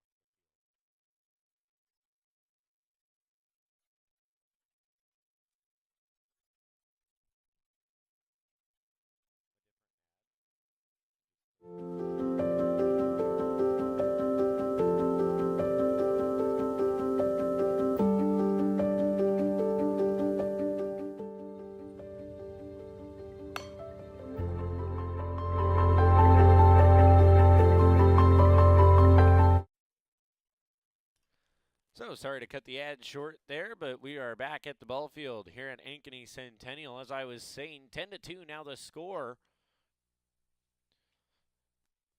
Darren Sievers on the mound. First pitch misses down low. And Centennial with a switch in right field. Trey Hauser is taking over for Bullwinkle. Yeah, and I noticed as Bullwinkle was coming off the field, looked like something was wrong with the ankle or leg of Bullwinkle. Well, he did foul that one off his ankle, so I would say that might be something to do with that. What's worse, fouling a ball off the ankle or hitting it with a razor scooter? High fly ball, and Brule going to call for it. That'll be out number 1.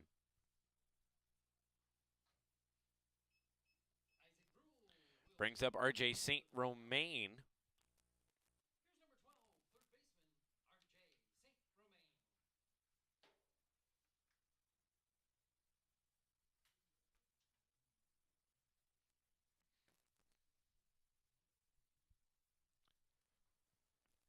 That one will find the zone. First pitch to Romain. Nice pitch by Sievers, still out there on the bump for the Jaguars. Contact with that one. Jackson Reed going to track that down in center. That'll be out number 2.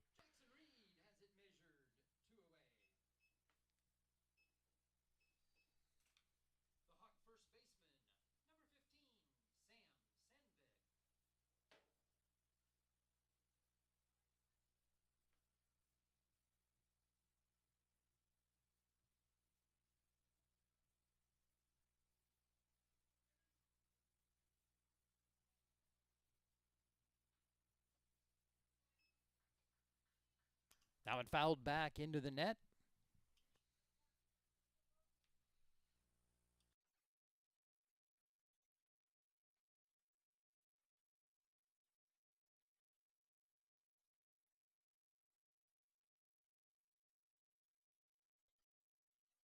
So the third inning tonight, so far the best inning for the Hawks. They sent 6 batters to the dish. Every other inning it's been 4, 3, 3, and 2 and 2 outs here in the 5th, so they are in danger of doing that again. And an 0-2 count. That one will be left down and out. It'll be 1-2. Sam Sandvig at the plate.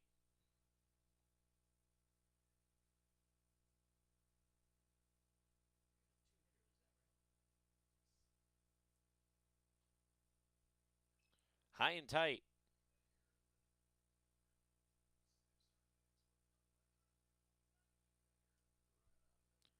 Leaves it at 2-2.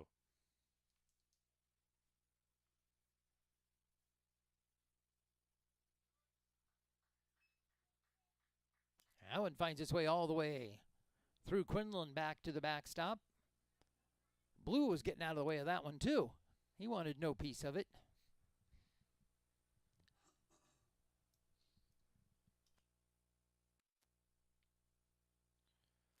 So it's a full count now to Sam Sandvig.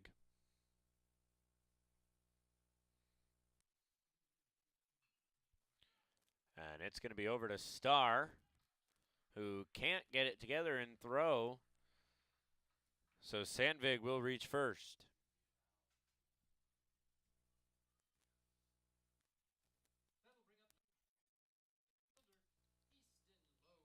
Brings up Easton Lowe.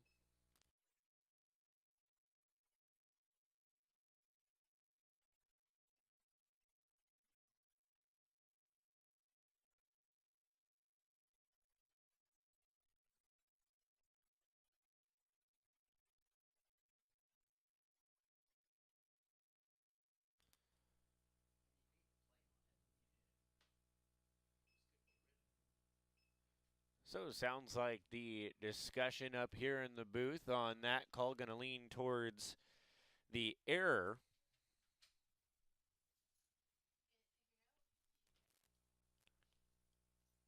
Unfortunate for Starr, just not able to come up with it. Brule going to throw over to first, and that's going to take care of the inning. So we will head to the bottom of the fifth. And it is 10-2 in favor of the Jaguars. You're watching Centennial Digital, driven by Freedom Tire. So when an athlete walks into Nick Jarash Fitness, the one thing we want them to know is that this is a phenomenal community. We have the best coaching. We have the best technology. We have the programming that can help them succeed. So whether it's trying to get on JV for the first time, going to that next level on varsity, going from a second string to an all-state player, we have the tools, we have the programming and the coaching in order to take each individual on the to their mound, next level. Ankeny, number 9.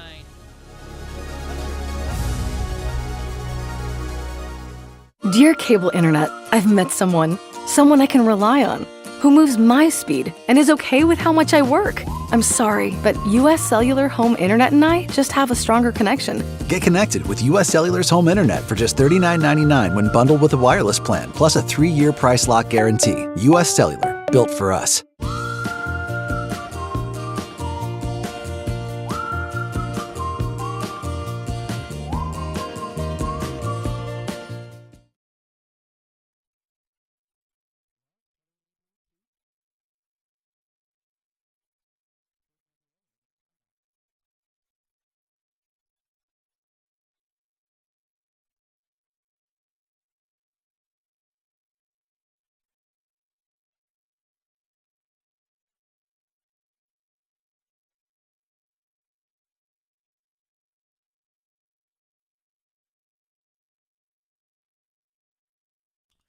Welcome back to the ball field here at Ankeny Centennial High School. On the mound now for the Hawks, Hunter Miner, number 9.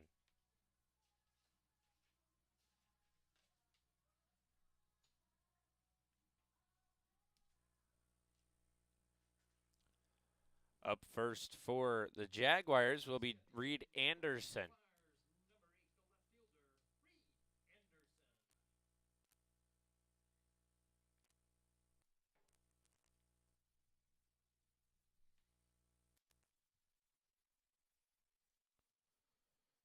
Ten to 2 the score. Jaguars have scored in every other inning All they need in the bottom of the fifth here is 2, and that sends us to game number 2. As that one's fouled back. Well, you know we're not getting it now. You said it out loud. Yeah, I have a feeling this game might come to a screeching halt now.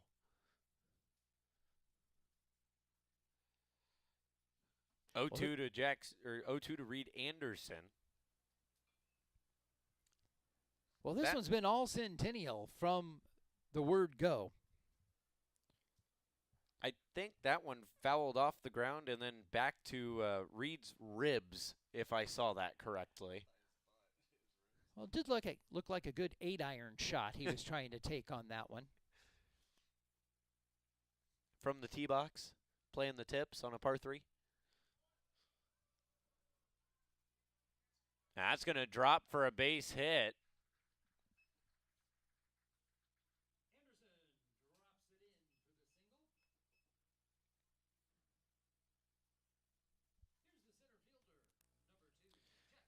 So now Jackson Reed steps to the plate, had a double in the fourth, reached on a base on balls in the second, and a RBI single in the first.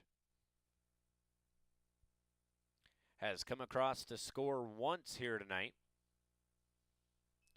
and that was in the fourth.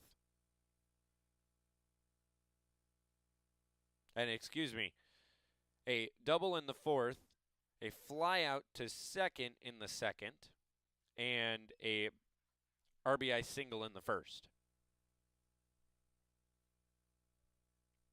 I read one line lower.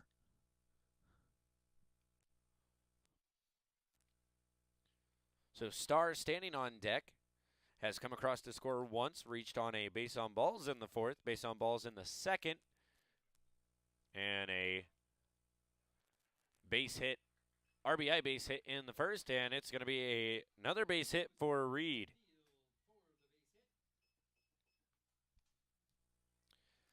So now brings up Eli Starr.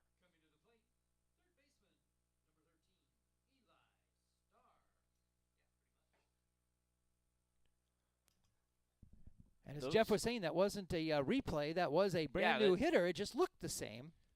And I'm not sure if Romig is just not able to reach those, get to him in time, or if he's just not sure of it.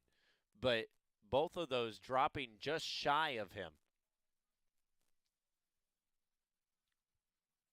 Well, I think he's been fairly deep out there in the outfield, and those just the dying quails out there in front of him. So now runners on first and second for the Jaguars. Reed Anderson, Jackson Reed, the two most confusing names in the lineup. Time called by Starr.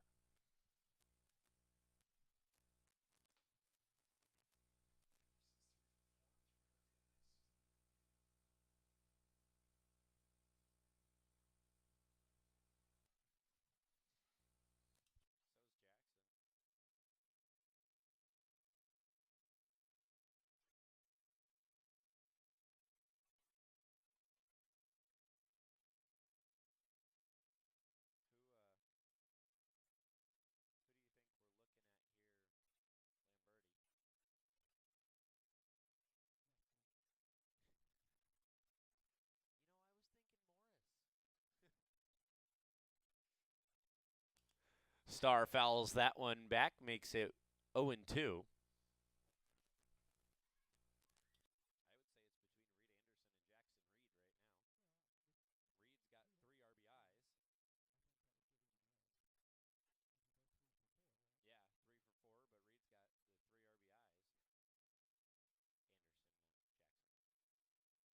Starr fouls that one off, keeps it alive, 0-2.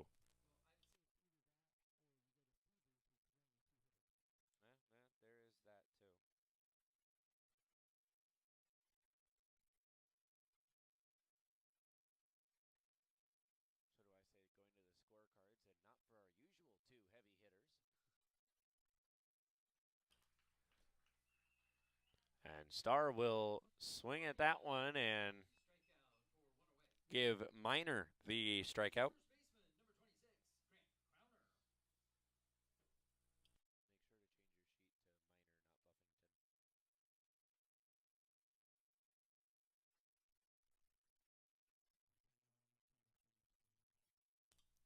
Grant Crowner now at the plate. First pitch finds the zone, 0-1.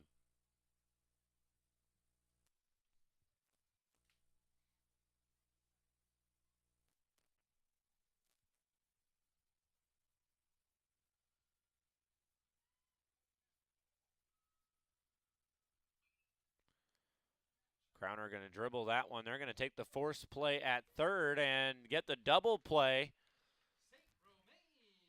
St. Romain ball knowledge plays out. He gets the force out on his own at third, so a 5 unassisted. Going to go under the name of Reed Anderson for out number 2, and then it's going to be a 5-3 for out number 3. We will head to the top of the 6th. No score in the 5th, leaves the score at 10-2 in favor of the Jaguars. You're watching Centennial Digital, driven by Freedom Tire. All the pets in Ankeny can't wait to see us at Heart of Ankeny Animal Hospital.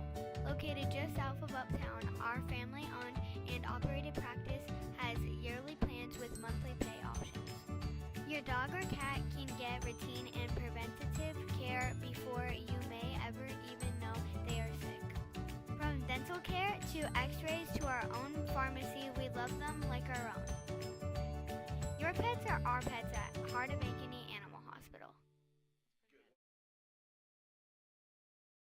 West 40 Market in Uptown Ankeny is your place to shop for the best meats, steaks, brats, jerky, and everything in between. Let us be your one-stop shop for all your favorite cuts, all raised on local Iowa farms. Shopping local never tasted so good. Freedom Tire is proud to be the title sponsor of supporting Jaguar student athletes.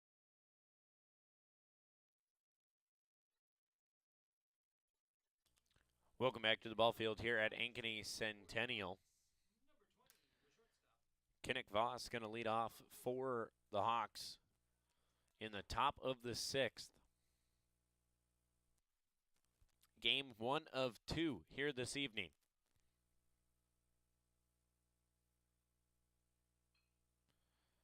And it's going to be a line out to Brule for out number 1. Shortstop to shortstop. And that'll bring up the catcher, Brady Carter.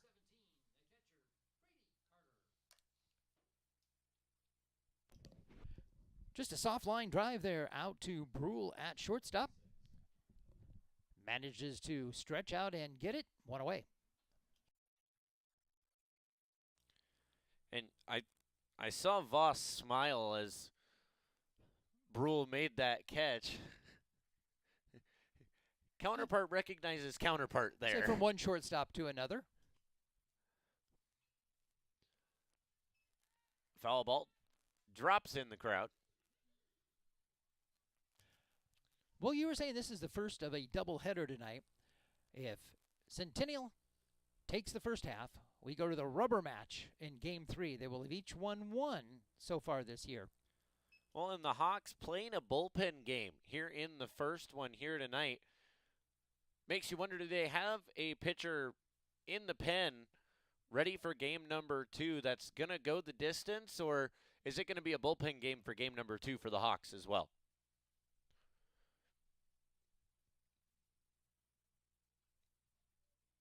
Well, I don't think it was designed to be a bullpen game. I think it just turned into that for them. So we'll see. I would imagine Centennial will have Morris coming in game 2. We saw Morris pulled off the base paths with a courtesy runner, or pinch runner. I always get those two confused. As Hauser going to settle under that one in right field.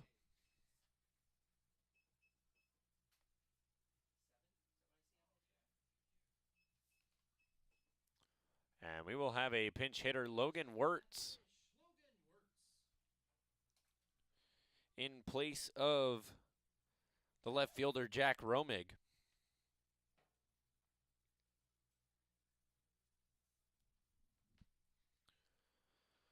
High fly ball coming back. Still in play, making almost the catch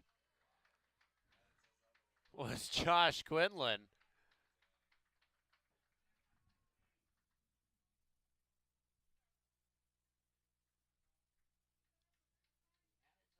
That Great effort out of Quinlan. He slipped trying to get out of the crouch. He slipped again trying to get started. Ended up lunging, laying out, had it in his mitt, hit the ground, and it popped out. That's just not fair after all that effort. The ground is a cruel, cruel mistress. Great effort out of Quinlan. And we were talking about it earlier in the game for how much rain and moisture this field has had today. It plays like it has been dry for the last 2 weeks.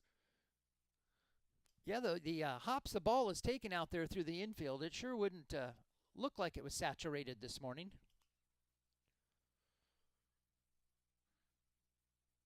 Oh, 2 from Severs.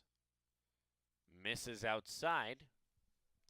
The home plate area, you can understand, it's covered. It's under a little miniature tarp, but that's not the only place it's been kicking it up out there. Yeah, we've watched the baselines kick a few up, and can I help you? Asks Severs, and Wirtz is gonna say, nope, I'm just looking, thanks. And send back to the bench. We will head to the bottom of the 6th. No score in the top. It is still 10-2 in favor of the Jaguars. You're watching Centennial Digital, driven by Freedom Tire. Freedom Tire is proud to be the title sponsor of supporting Jaguar student athletes through Centennial Digital. With 6 locations around the metro, you're never far from getting you back or keeping your family safely on the road. Our certified staff and state-of-the-art technology means you can take comfort knowing you've got the best work at the best prices. Come see us at Freedom Tire, a proud supporter of Centennial Digital.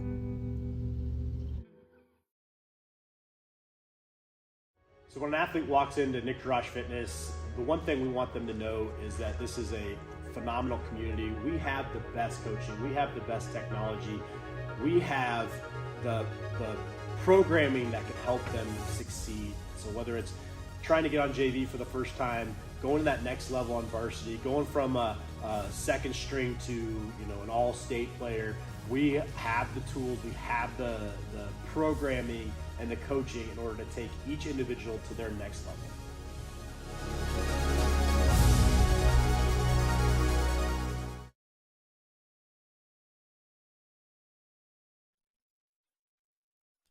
Hunter Minor remains on the mound for the Hawks.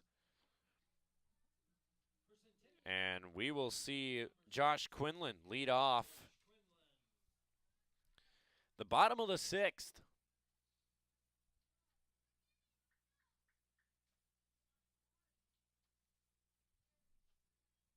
Quinlan a single back in the 4th.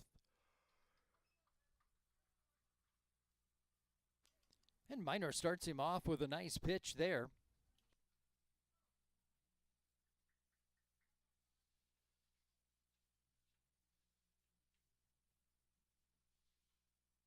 Fouled back to the lightly padded plywood.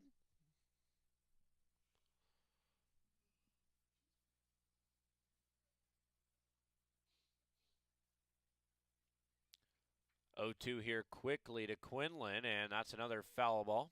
Just got enough of that one to foul it back. So you got Quinlan, then we're back to the top of the order for the Jags. Brule, Nessler, Morris.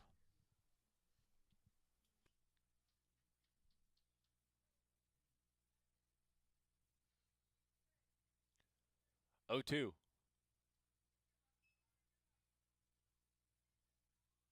Misses low.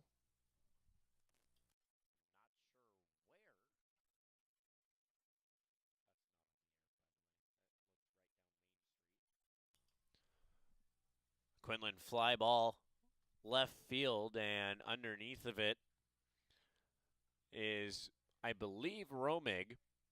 Nope, that is number 7, Logan Wirtz, now in left field.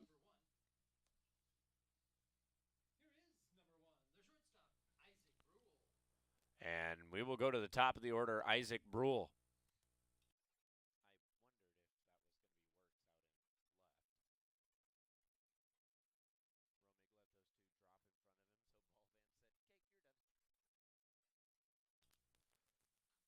Brule looked to square to bunt on that one. Well, he kind of showed the bunt, pulled it back quickly. You've got St. Romain just at the edge of the grass down at third. Middle infield back on the opposite grass. And Brule going to tag that one.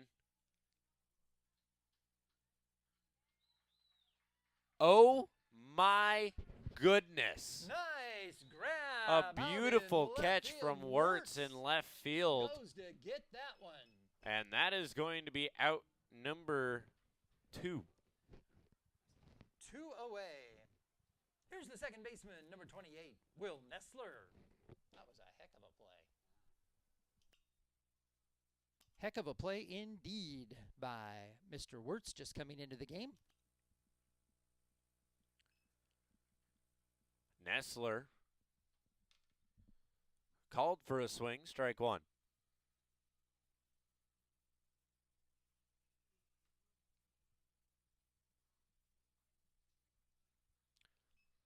Finds the upper outside portion, 0-2.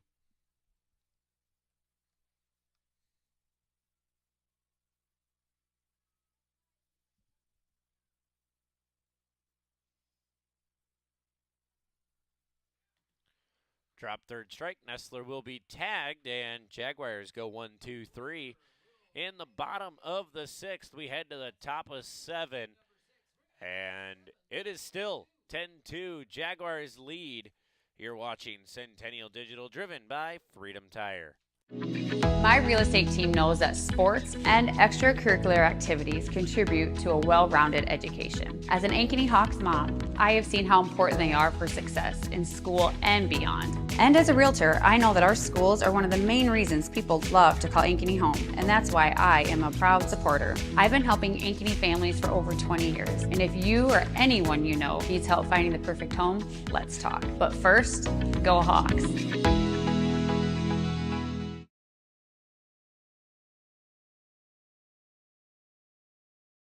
Phones were made to help us connect, yet somehow they've made us less connected. Which is ironic. Don't you think? We try to put our phones down, but we need to pick them up to see the menu. We can't watch something without also watching something else. Ironic. Ironic. But look, here's a phone company who wants you to use your phone less. That's ironic. Yeah, but in a good way. Let's find us again with Us Mode. US Cellular, built for us. Traffic jam. Ugh, and I'm already late.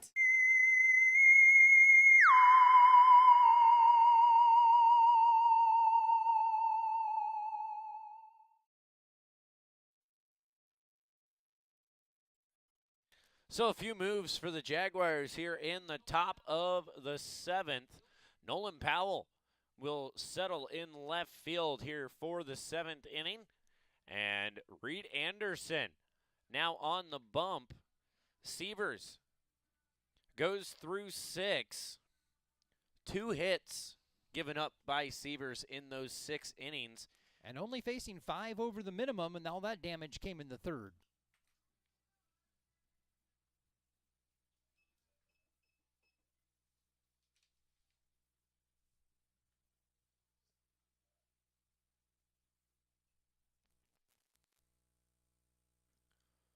So Anderson going to look to close this one out, and buzzes the tower of Austin Hands, batting in place of Will Davies.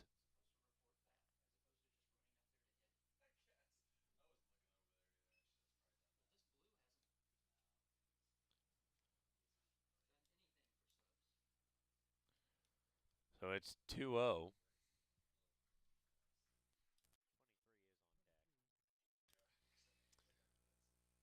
And now we are 3-0.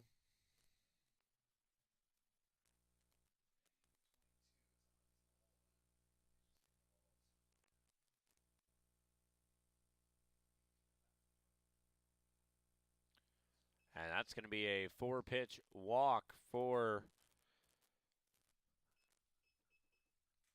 the Hawk batter, Austin Hans.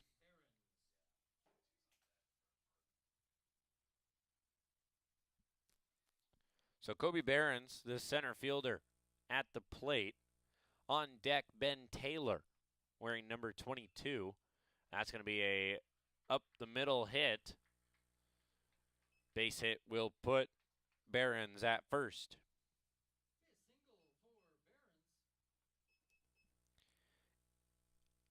So now Ben Taylor will step up to the plate. Quinlan going out, having a conversation with Anderson.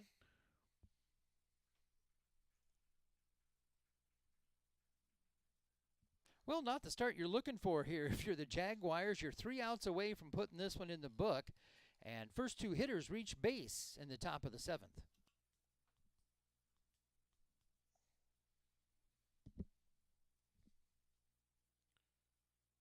That one will find the zone on Taylor.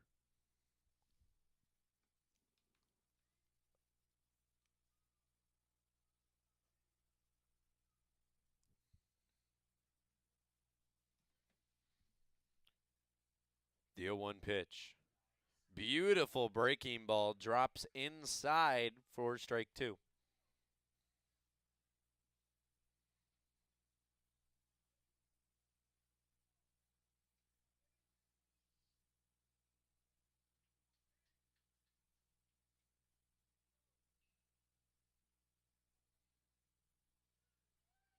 And a strikeout looking for Anderson. Will put one away. Brings up R.J. St. Romain.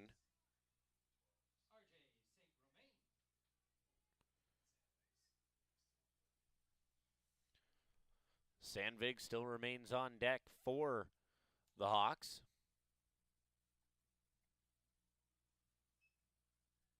As first pitch ball to St. Romain.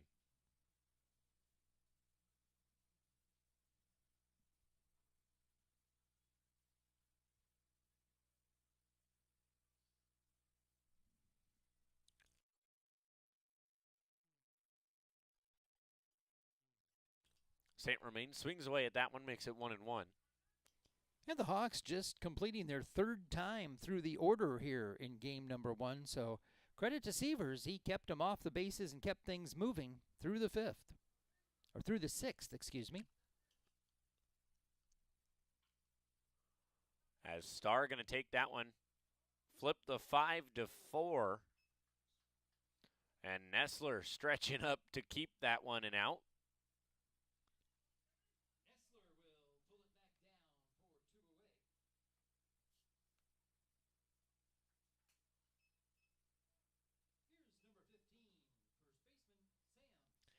So 5-4, fielder's choice puts 2 away and runners on the corners.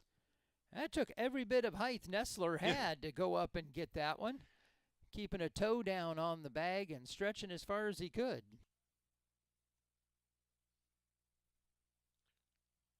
Breaking ball falls in there, and Sandvig was fooled on that one. He went around, tried to stop it in time, wasn't able to. Broke the wrists and called the swing. I want to find the outside portion of the zone, makes it 0-2.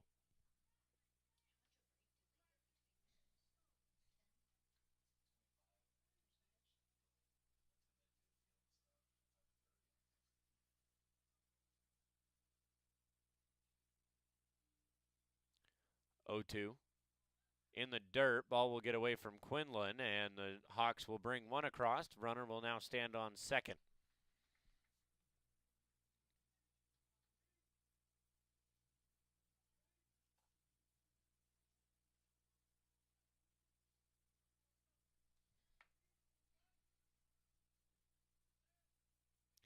So 1-2 the count. 2 away.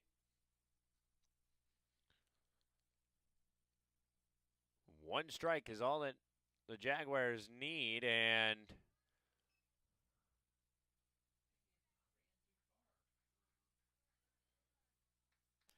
Quinlan thought he had him caught and ran at him, which is exactly what you're supposed to do. He just held on to it a little too long. Once he had him retreating to second, needed to get rid of it. Good job to run right at him, though. Must be something in the dirt over there. That's the second one we've seen hit the brakes. 2-2. Gets rung up.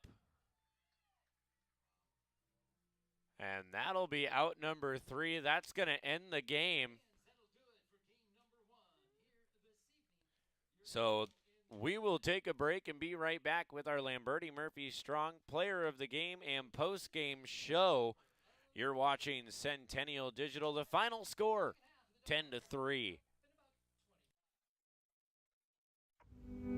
Freedom Tire is proud to be the title sponsor of supporting Jaguar student athletes through Centennial Digital. With 6 locations around the metro, you're never far from getting you back or keeping your family safely on the road. Our certified staff and state-of-the-art technology means you can take comfort knowing you've got the best work at the best prices. Come see us at Freedom Tire, a proud supporter of Centennial Digital. Dear Cable Internet, I've met someone I can rely on, who moves my speed and is okay with how much I work. I'm sorry, but US Cellular Home Internet and I just have a stronger connection. Get connected with US Cellular's home internet for just $39.99 when bundled with a wireless plan, plus a 3-year price lock guarantee. US Cellular, built for us.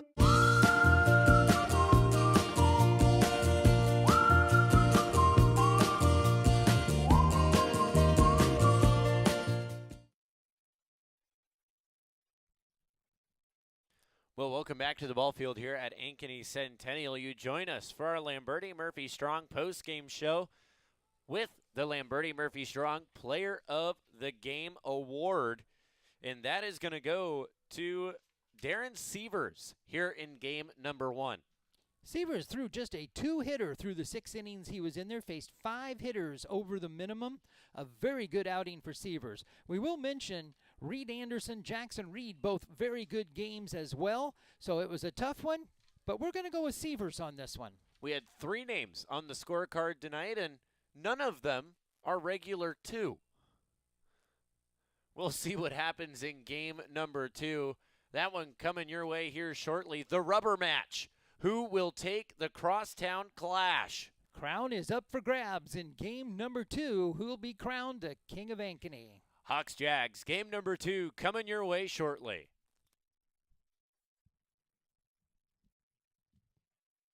All the pets in Ankeny can't wait to see us at Heart of Ankeny Animal Hospital. Located just south of Uptown, our family-owned and operated practice has yearly plans with monthly pay options. Your dog or cat can get routine and preventative care before you may ever even know they are sick. From dental care to x-rays to our own pharmacy, we love them like our own. Your pets are our pets at Heart of Ankeny Animal Hospital.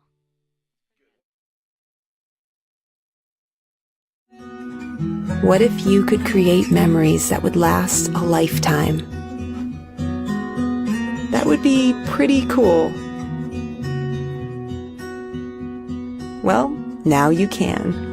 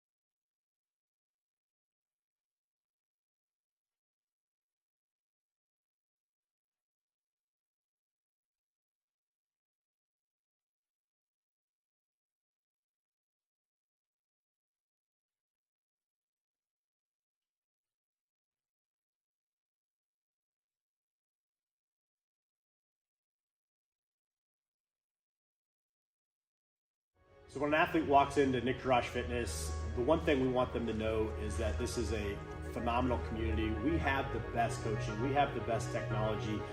We have the programming that can help them succeed. So whether it's trying to get on JV for the first time, going to that next level on varsity, going from a second string to an all-state player, we have the tools, we have the programming and the coaching in order to take each individual to their next level.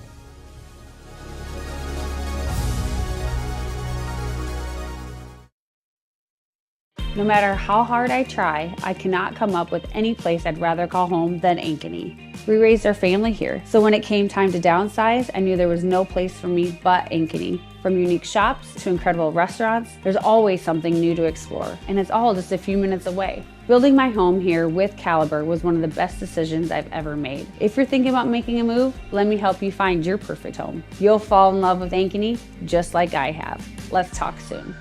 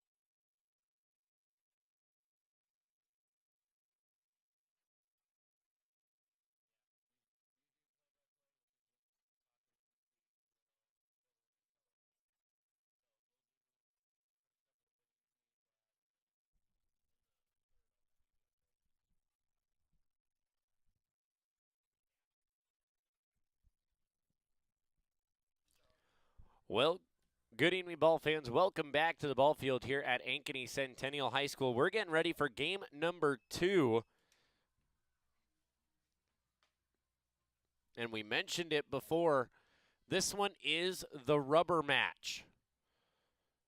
Jaguars won game number 1, and the Hawks won the game on the other side of town. So Sam Sandvig going to lead off game number 3 of the series. Game number 2 here tonight.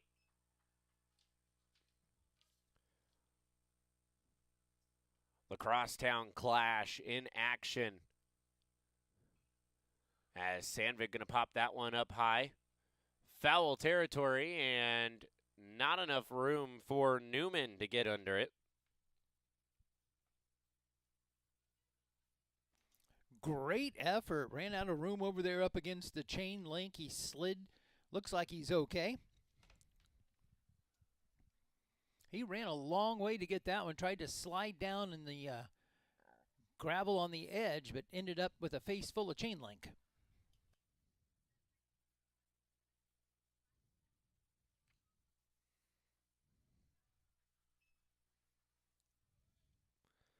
So as I mentioned early on in game number 1, the Jaguar side of the stand starting to fill up here.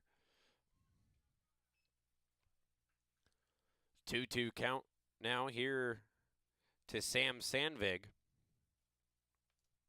And I've got Sandvig 1 for 2 with a walk in game number 1.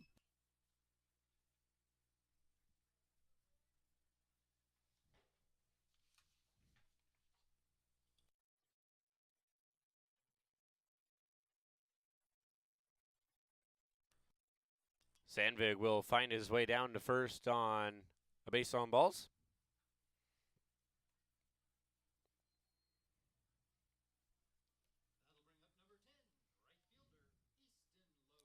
Brings up Easton Lowe, the right fielder.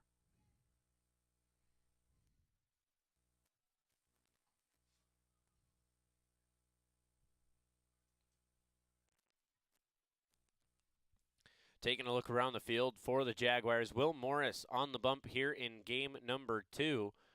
We figured that would be the case when we saw him got taken off of first base later in game number 1. To get ready in preparation for game number 2 here. And Easton Lowe at the plate has 56 appearances coming into this evening. 13 hits for those appearances. Looking around the rest of the infield, Brecken Miller now behind the dish for the Jaguars. So Morris to Miller. The battery here early on in game number 2 tonight. Cade Newman over at first base. Nestler, Brule, and Starr second, short, and third. As Jackson Reed going to let that one drop in front of him, and that'll be a base hit.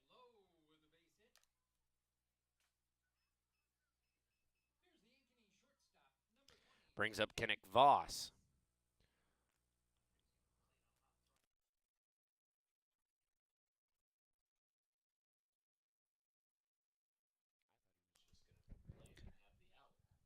We were just discussing, it looked like Reed was going to let that bounce in front of him, grab it on the hop, and get the out at second with the force out. But if that was what was running through his head, it didn't work out that way. Ankeny's got runners first and second, and nobody out.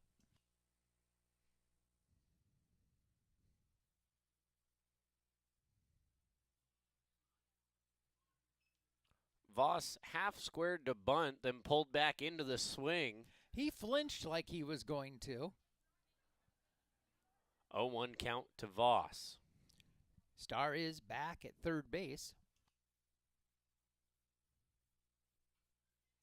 Fouled off. With Brule covering in behind the runner at second, Starr's got to stay home over there. He can't come charging in because there's nobody left to play third. Well, and because Brule's going the other way. Nestler's crashing over towards first as Newman is up on the grass. Well, that means Morris's responsibility is the third baseline. That one's left up high, 1-2. So it should be Newman coming in at first, Nestler sliding to second. Starr's got to stay home, and Morris has got to get off the mound and cover third, the third baseline. All a moot point if he doesn't bunt. Yeah. all that, and it doesn't really matter if he swings away. Well, I think 1-2 right now, you kind of reset your infield. You're not going to expect the bunt here, but correct. Still, Newman up on the grass, Starr back behind the bag at third.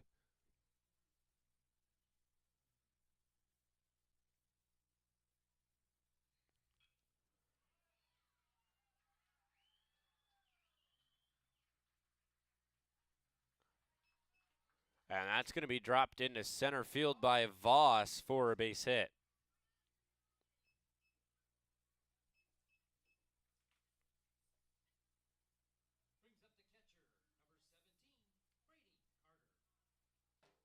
So now the catcher, Brady Carter, steps up to the plate. Well, you talk about night and day difference. The Hawks struggled the entire first game with Sievers. Here, they've come out and they've got them loaded with nobody out. The first three hitters of the game are on base. Cleanup man at the plate, you couldn't want any more, and he goes after the first one. And tagging up and coming home. So it's going to be a sac fly from Carter.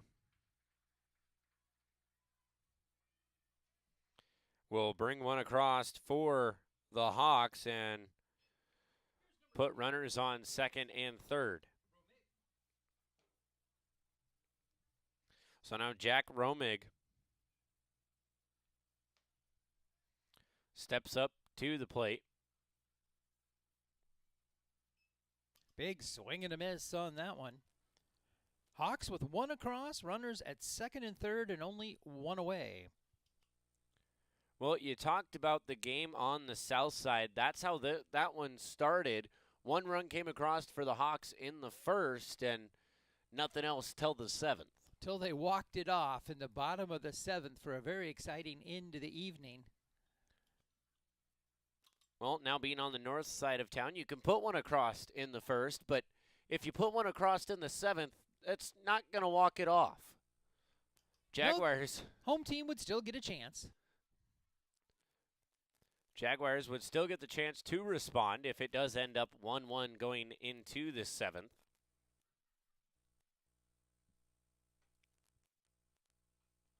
And just a poke out on that one, got contact and sent it foul. He just wasted it so he could see another pitch. And I think right now Coach High would take it if they only gave up one run in this situation.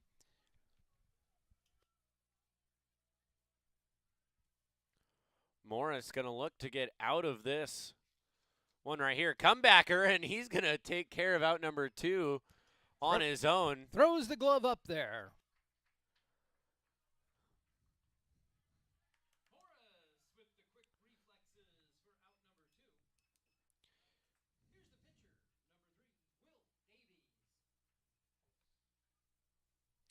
So not usual that you see an L1 written in the book. The person at one doesn't like to see that either. Yeah. That one was a fairly soft line drive, though. It wasn't the screamer that you sometimes see. It did look like it came off a lot softer than most ones you see go that way. Nestler ranging, not going to be able to get to it. Another run comes across. They're going to try and get a second run across. And Davies will stand up at second.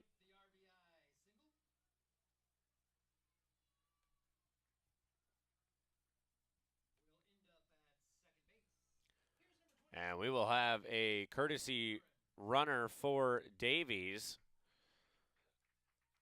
That will be number 29, Austin Hans, excuse me.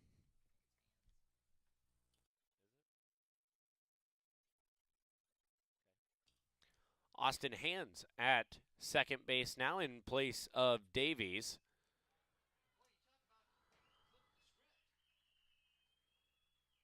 And The Hawks have driven 4 across already. Well, and you talk about flip the script from game 1 to game 2. Just how the Jaguars started the first game. And now Coach High going to come out of the dugout, have a talk with Will Morris. We do have an arm in the bullpen.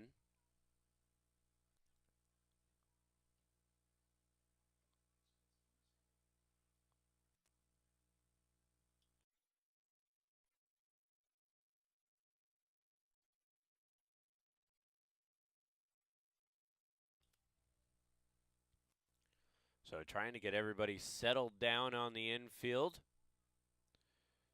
Ace Parton will be up at the dish.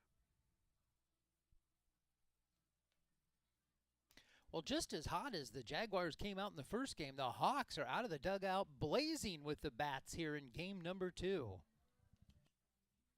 Well, you know, when it comes down to the rubber match and the crosstown clash, you got to come out firing here for game number 2. Well, like we said, it is the rubber match. They've each taken one game. Ace Parton, the designated hitter, at the plate. First pitch in, strike 1. But Ankeny hanging a crooked number here to get things started in the top of the first as they've got 4 across.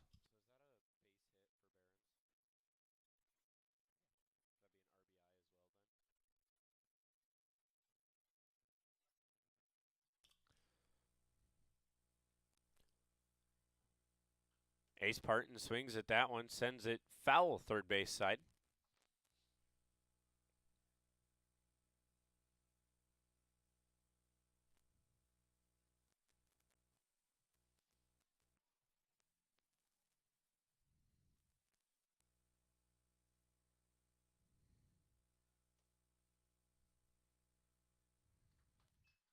And Morris will end the side on his own. We will head to the bottom of the second. Excuse me. Hawks hang up 4 coming across. It is 4-0 in favor of the Hawks. You're watching Centennial Digital, driven by Freedom Tire. Freedom Tire is proud to be the title sponsor of supporting Jaguar student athletes through Centennial Digital. With 6 locations around the metro, you're never far from getting you back or keeping your family safely on the road. Our certified staff and state-of-the-art technology means you can take comfort knowing you've got the best work at the best prices. Come see us at Freedom Tire, a proud supporter of Centennial Digital. Dear Cable Internet, I've met someone I can rely on, who moves my speed and is okay with how much I work. I'm sorry, but US Cellular Home Internet and I just have a stronger connection. Get connected with US Cellular's home internet for just $39.99 when bundled with a wireless plan, plus a 3-year price lock guarantee. US Cellular, built for us.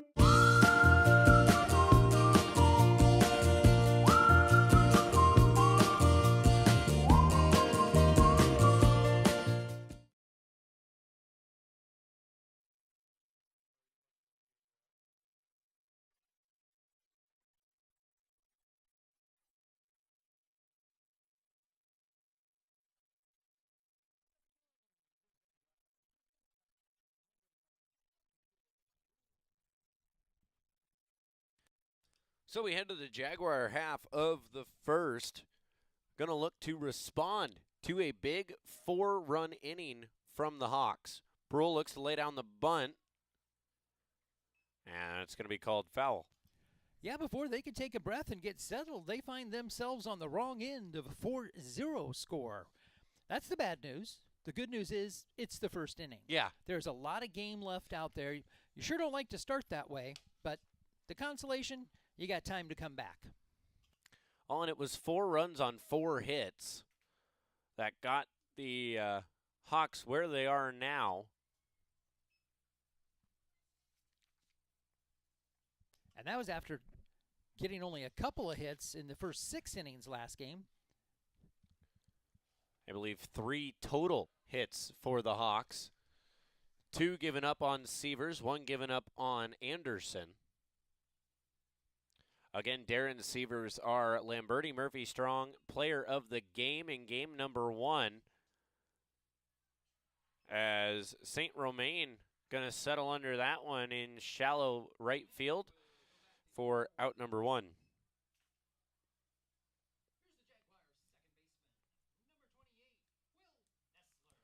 Brings up Will Nessler.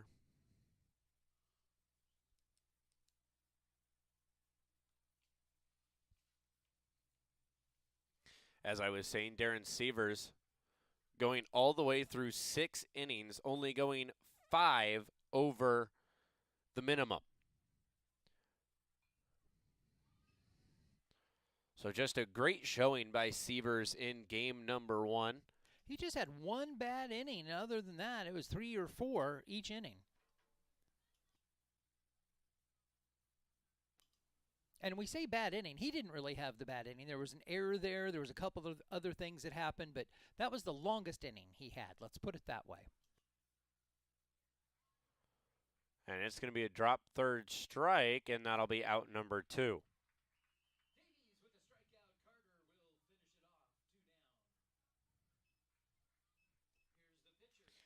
So to bring up Will Morris.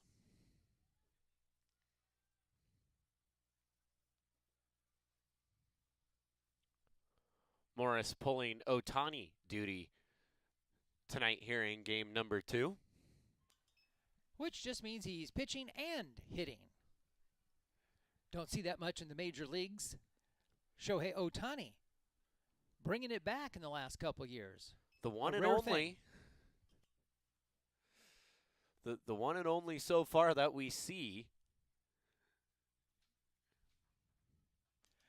Very unusual. When you get to that level, you usually just focus on the pitching and the bat disappears if you're a pitcher. I'm going to cross over sports here. It's kind of like football and Travis Hunter. Dual side of the field in college, played cornerback, wide receiver, and gets drafted. Does he pick one or does he play both? Well, going to come up to what the team wants, probably. As Morris will find his way on base.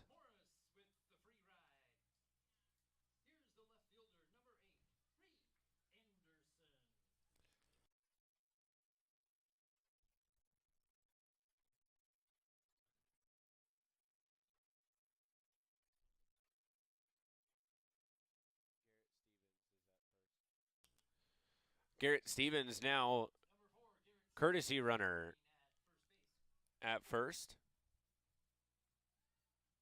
Well, you talk about playing both ways in football. Of course, probably the most famous, primetime himself, Dion, played both sides of the ball.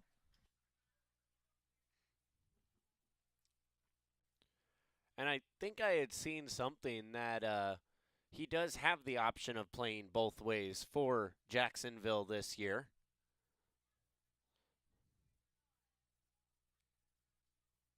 Well, Jacksonville not really expected to do a whole lot this year either, so that may play into him getting to do a little bit more both side than focusing on one.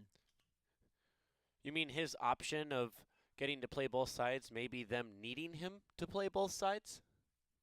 I'm just meaning they may not have a lot of close games if things go the way that the so-called experts are talking about it. So that just frees them up to use him a little differently than they might in a tight race. In that case, we won't say what the experts are saying about what our team's going to do this season. Shh. Don't drink the Kool-Aid. Don't drink the Kool-Aid. Yeah, the last time I did that, we had Russell Wilson coming to town, and any Bronco fan knows how that turned out. Yeah.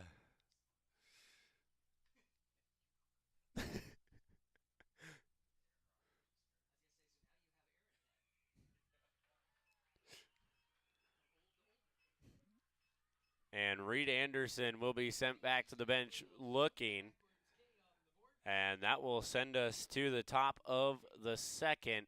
Your score remains 4-0 in favor of the Hawks here in game number 2. You're watching Centennial Digital, driven by Freedom Tire.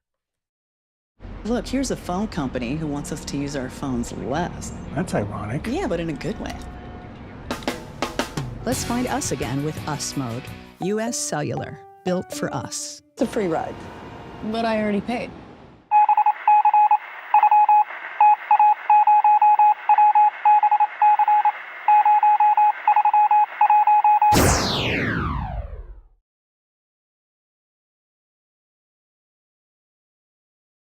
So when an athlete walks into Nick Jarash Fitness, the one thing we want them to know is that this is a phenomenal community. We have the best coaching. We have the best technology.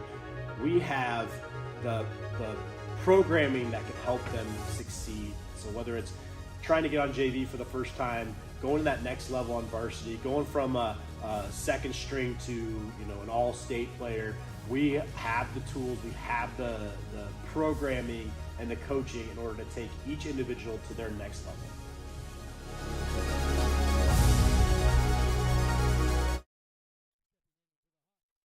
Welcome back to the ball field here at Ankeny Centennial. We go to the bottom of the Hawk order here in the top of the second. RJ St. Romain. And a beautiful play by Starr.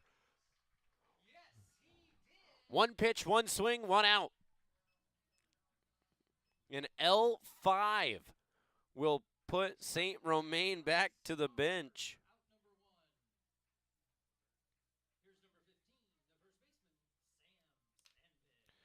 Now Sam Sandvig back up to the plate, led off with a base on balls. All right, that's where we need replay. I want to see that one again. What a great job down at third by Starr.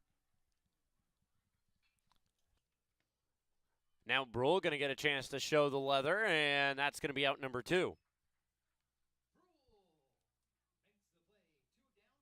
So a 6-3 puts 2 away.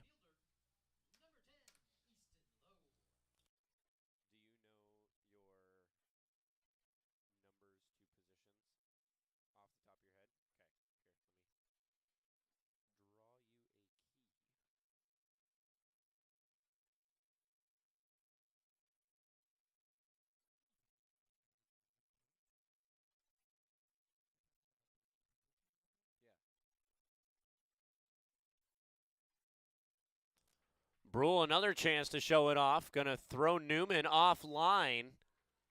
And he'll airmail that one.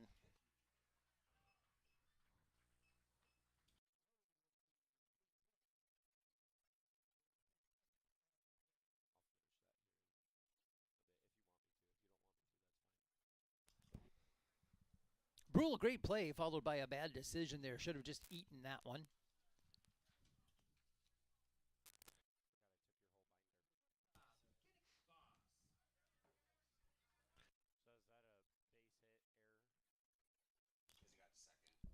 Just a great play, showing the range up the middle, but yeah, running the other way, trying to throw back across his body. Oh my goodness. Here's a shave and a haircut. Attention tower, this is Ghost Rider. It's time to buzz the tower, Goose. No, Mav, I don't think that's a good idea, Mav. Negative, Ghost Rider, pattern's full.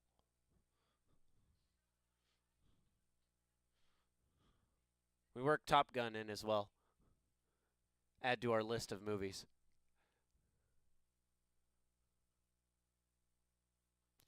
We should have a contest for the folks watching to see who can come closest to the number of movie quotes we work in through a entire ball game. See, that means we got to quit giving away which movies they're from, though. And just work them in subtly, so then they have to send it in at the end of the night and go, all right, here's my answer. Plus, it doesn't work well for those that get tired of listening to us and turn the volume down and just watch the rest of the broadcast. Yeah, I guess that's true as well. 3-1 pitch, swung on. Kenneth Voss at the plate.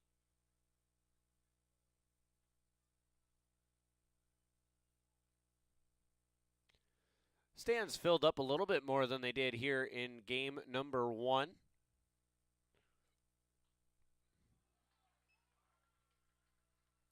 And Voss will get rung up on that one.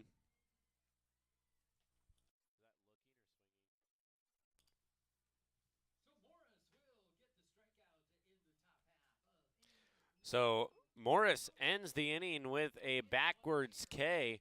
We will head to the bottom of the second. Your score is still 4-0. You're watching Centennial Digital, driven by Freedom Tire.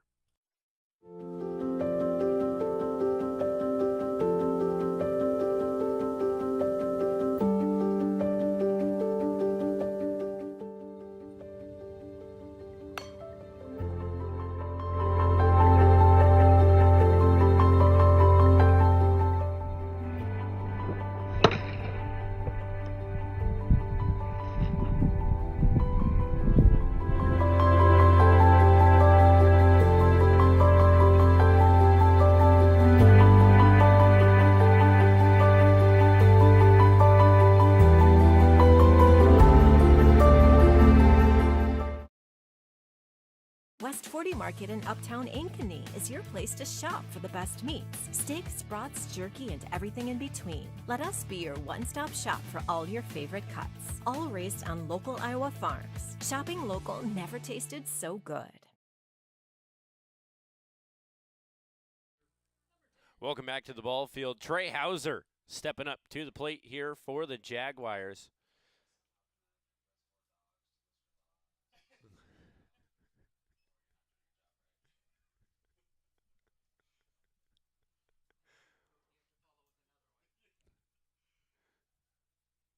Trey Hauser pop out to center. That'll be out number 1. And that'll bring up Jackson Reed, the center fielder.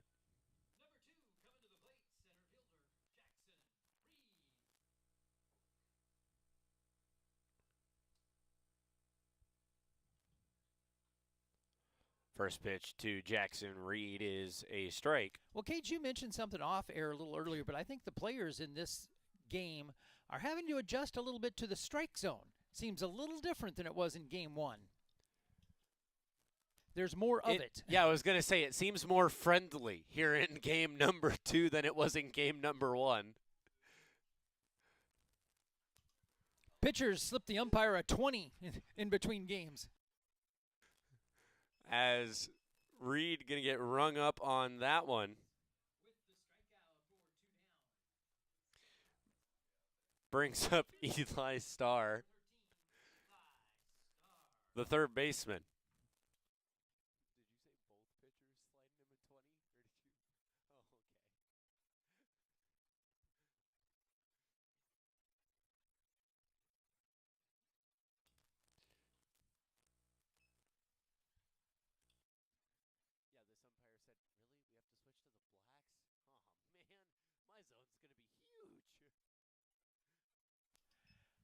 Well, and, don't get me wrong. The pitchers don't mind it at all. It's the guys with the bats in their hand that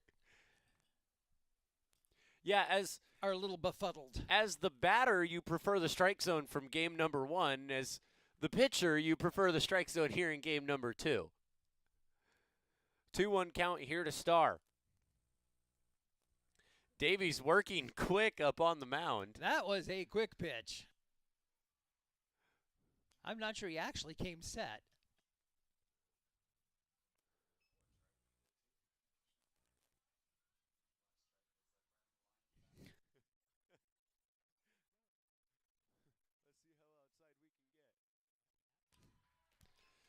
And Starr will be retired swinging. And we'll go 1-2-3 in the bottom of the second. We will head to the top of 3. Your score remains 4-0 in favor of the Hawks, excuse me. You're watching Centennial Digital, driven by Freedom Tire. We're here at US Cellular, Frost Days, where our customers get exclusive deals just for them. It's like we got our own special club. Should we show them?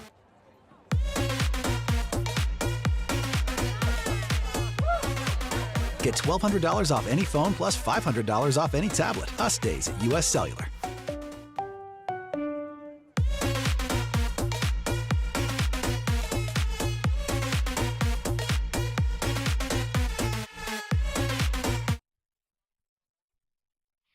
All the pets in Ankeny can't wait to see us at Heart of Ankeny Animal Hospital. Located just south of Uptown, our family-owned and operated practice has yearly plans with monthly pay options. Your dog or cat can get routine and preventative care before you may ever even know they are sick. From dental care to x-rays to our own pharmacy, we love them like our own. Your pets are our pets at Heart of Ankeny Animal Hospital.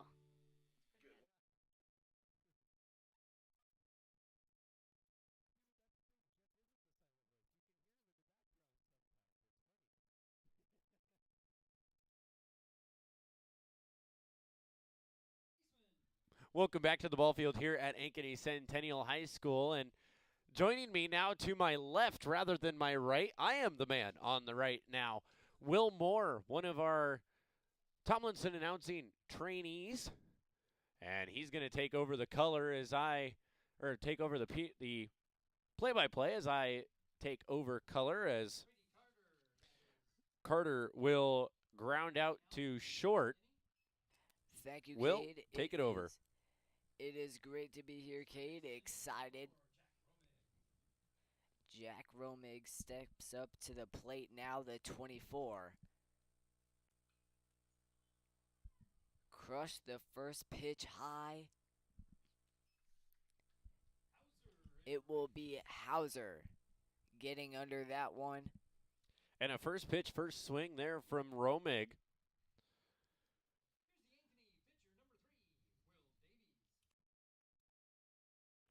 Number 3, Will Davies stepping in now. Jaguars looking to copycat the Hawks top half.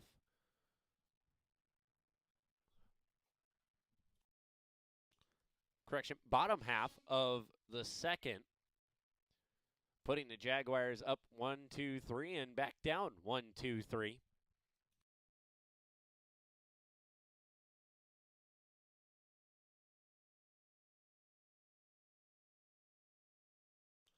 Morris on the bump for the Jaguars.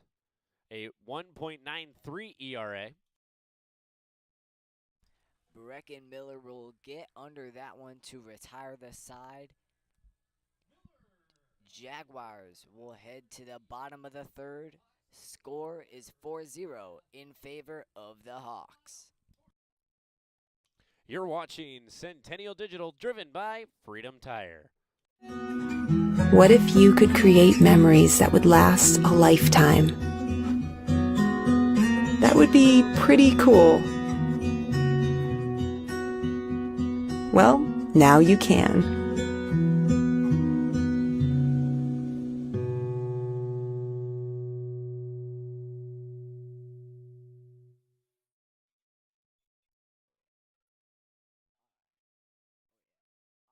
No matter how hard I try, I cannot come up with any place I'd rather call home than Ankeny. We raised our family here, so when it came time to downsize, I knew there was no place for me but Ankeny. From unique shops to incredible restaurants, there's always something new to explore, and it's all just a few minutes away. Building my home here with Caliber was one of the best decisions I've ever made. If you're thinking about making a move, let me help you find your perfect home. You'll fall in love with Ankeny just like I have. Let's talk soon.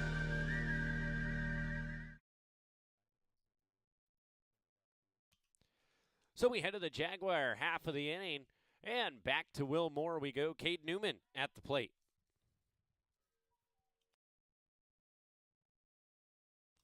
He's going to foul one off quick.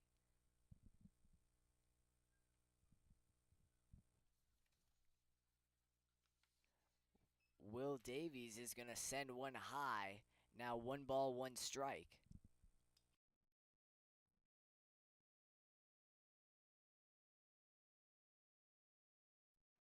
Davies this time goes lower, and the 17 of Cade Newman grounding out for out number 1 for the Jags.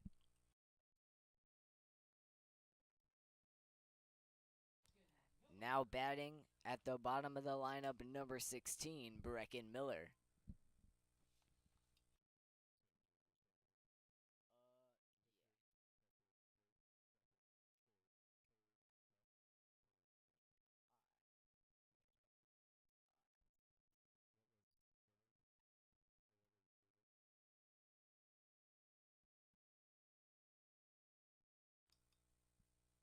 That last pitch will even up the count, 1-1. Will Davies' next pitch down in the dirt, 2-1 on the count now.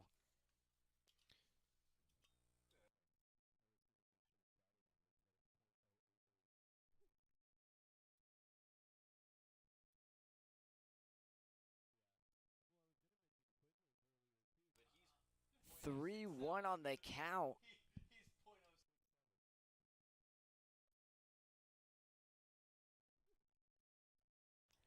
Miller's going to hold off on that one, but it will end up as a strike. Full count now for the freshman, the 16, Brecken Miller. Will Davies on the mound for the Hawks here, a 3 ERA, 3 even.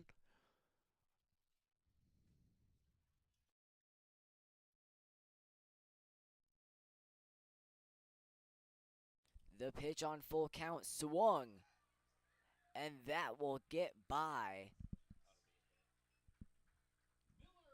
Brecken Miller getting a single.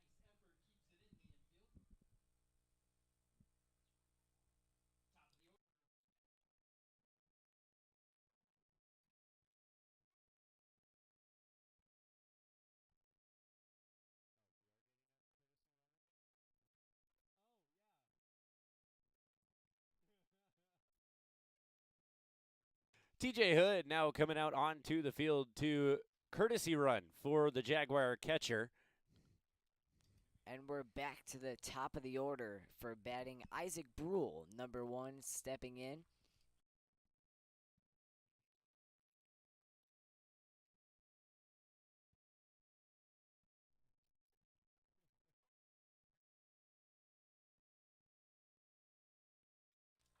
The count will even out at 1-1 with 1 out.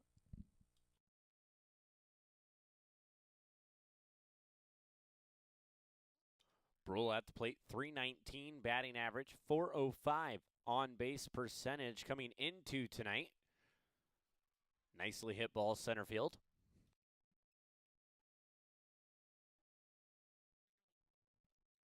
That fly will lead up the 28, Will Nessler.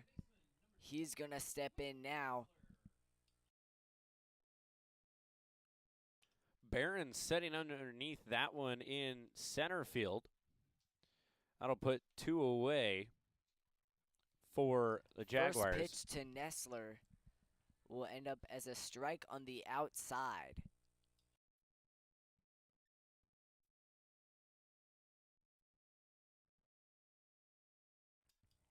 Davies' second pitch up high on the corner for ball number 1. The count will even out.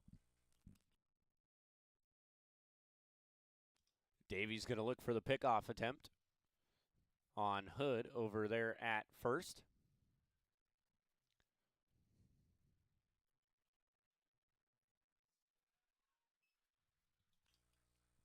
A low strike for Davies.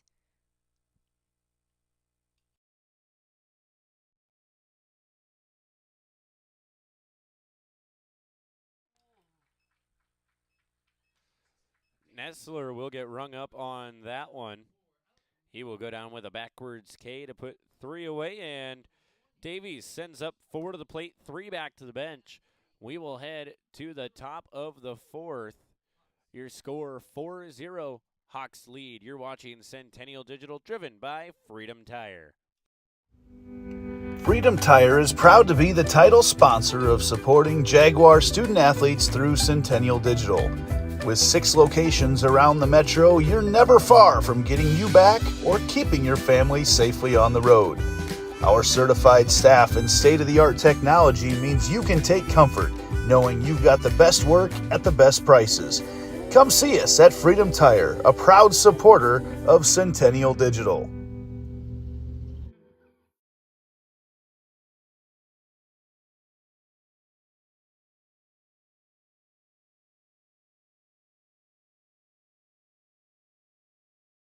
So when an athlete walks into Nick Fitness, the one thing we want them to know is that this is a phenomenal community. We have the best coaching. We have the best technology. We have the programming that can help them succeed. So whether it's trying to get on JV for the first time, going to that next level on varsity, going from a second string. Welcome back to the ball field. Hawks now at the plate. Will, take it away. Kobe Behrens at the plate now. First pitch will be a strike.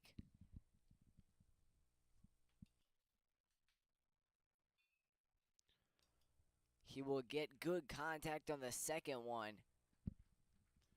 But it is Brule, the shortstop, making the play. That will be out number 1, and that will send in the 18 Ace Parton.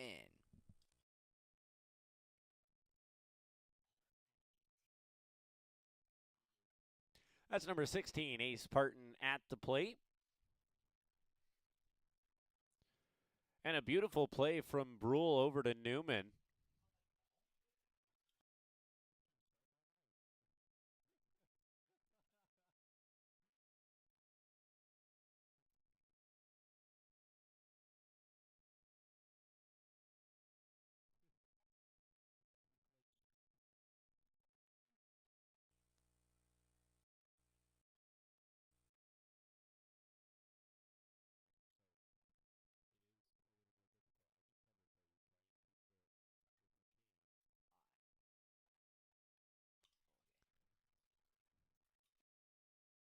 Ace Parton at the plate looking at batting percentage as he sends one over to Nestler, and it's Nestler to Newman, out number 2.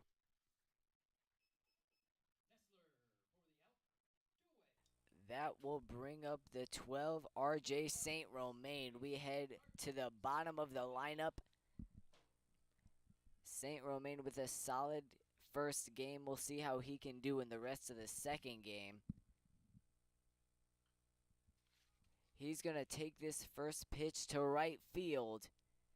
And it's Hauser getting under it, making the play for out number 3.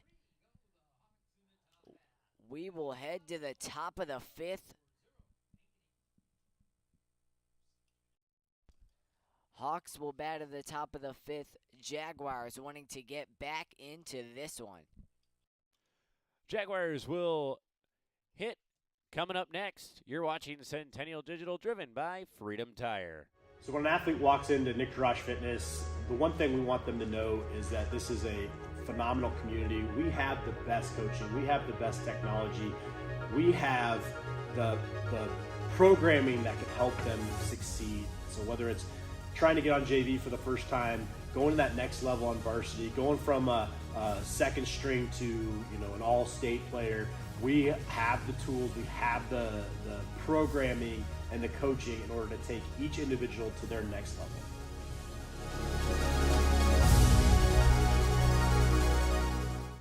West 40 Market in Uptown Ankeny is your place to shop for the best meats, steaks, brats, jerky, and everything in between. Let us be your one-stop shop for all your favorite cuts, all raised on local Iowa farms. Shopping local never tasted so good. Will Morris will step in third in the order. He's going to take this first pitch high to center field. A flyout off the first pitch, and that will bring up number 8, Reed Anderson.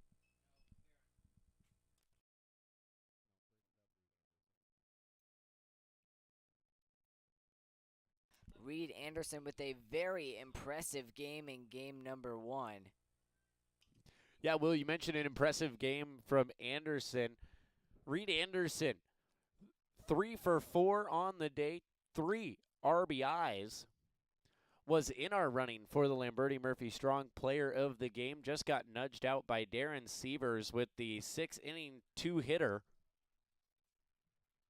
as that last out was an F8 to Barons. And usually it's Reed Anderson and Jackson Reed in 5th and 6th in the order.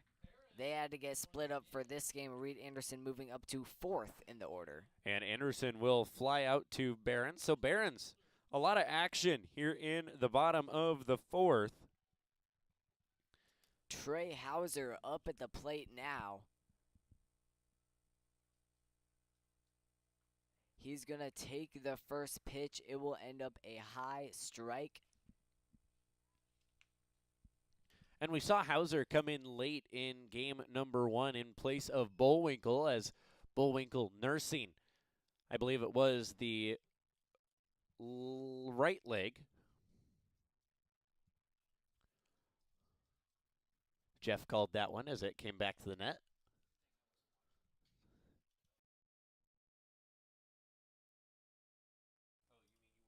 He's going to line up for the fourth pitch in the at-bat. 2 strikes, 1 ball. He wants to get back into this one. Ball. That will even up the count at 2-2 with 2 outs. We'll see what he can do with the rest of the at-bat. And that one will hit the dirt for ball number 3. Fills up the count, 3-2. Trey Hauser, 324 at the plate here this season, 359 on base percentage. Has played all but 3 games this year. As it'll be Voss to Sandvig for out number 3. Voss will scoop that one up and make the impressive play. Jaguars don't score any in that inning. The score remains 4-0 in the Hawks' favor. We will head to the top of the 5th. Hawks batting. You're watching Centennial Digital, driven by Freedom Tire. Look, here's a phone company who wants us to use our phones less. That's ironic. Yeah, but in a good way. Let's find us again with Us Mode. US Cellular, built for us. It's a free ride. But I already paid.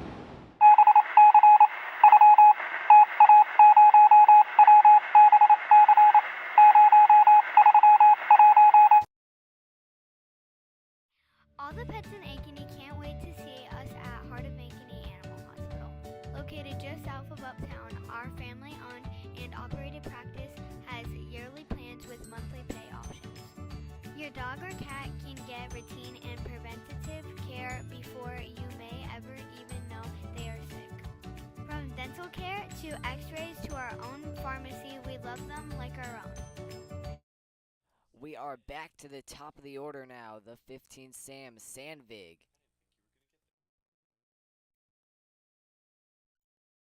The first pitch will be a ball low.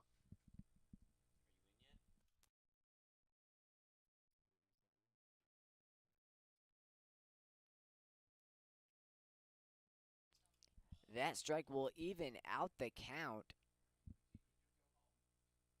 Morris will pitch, and it will be taken foul. 2-1 count now for Sam Sandvig, the 15. And Sandvig, not much to show in game number 1. Had a base hit and a base on balls as he will be retired back to the dugout. That'll bring up the 10, Easton Lowe.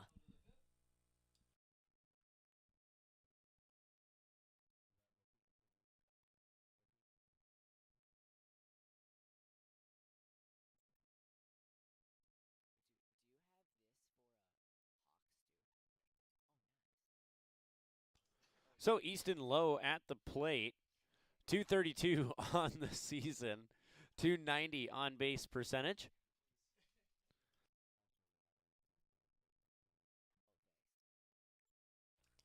Two strikes. He's down in a hole early into the at-bat. And this looks good for Will Morris as he pitches his third pitch of the at-bat. That will be strike number 3. That will send Easton Lowe back to the dugout. And that will bring up the 20, Kinnick Voss. Kinnick Voss, the shortstop here for the Hawks in game number 2. And I know Rodney and I talked about it in game number 1 at the start of the game. Kinnick Voss, the big returner for the Hawks this year. played a big part in their season last year. Kinnick Voss batting .338. A very clutch and a very important hitter for this Hawks offense. And Voss leads the team in hits this season, 26 coming into tonight, 21 singles and 3 doubles, in which he leads. He's tied for doubles, leads in the single division. 2-1 count here. That one will be taken. That will make it 3-1. It's looking good for Voss. Hitters count. That one's going to be back behind the head. So Voss will get the free ride down to first. Brady Carter, number 17, entering the box now.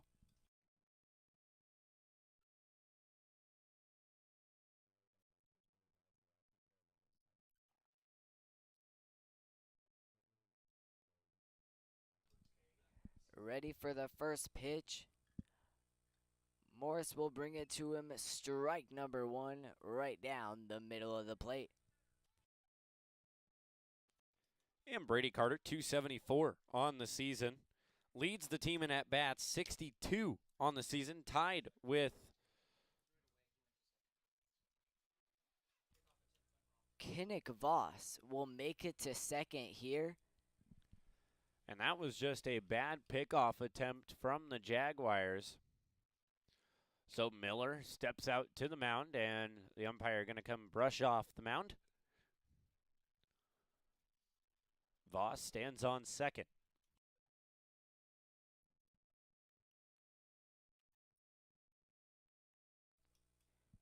Morris sets up for the second pitch.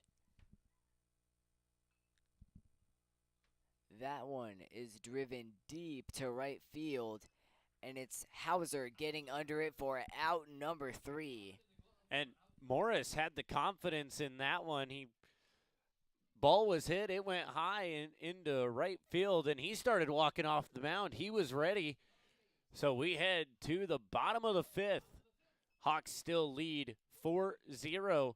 The rubber match going the way of the Hawks so far. Can the Jaguars respond? You're watching Centennial Digital, driven by Freedom Tire.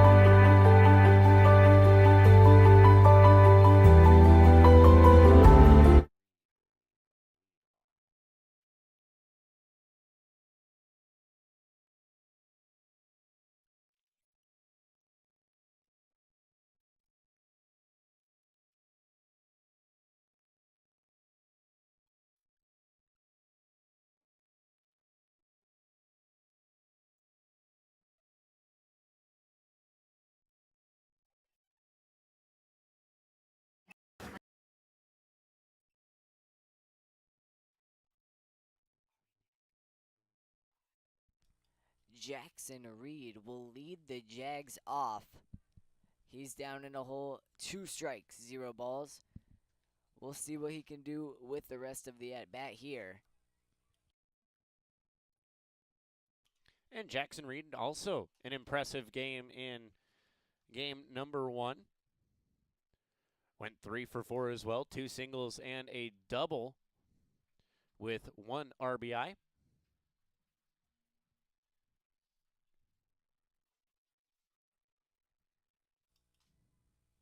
Reed gets set. Ball number 1 in the at-bat. He fouled off the last one. Now a ball. He has the momentum going into this pitch here. And Jackson Reed, 234 batting average. Send that one over to the side of St. Romain, and the throw not in time. Reed will get a leadoff base hit, and that will bring up a number 13, Eli Starr. And I believe that one will go down in the book as an E4 for those of you keeping track at home.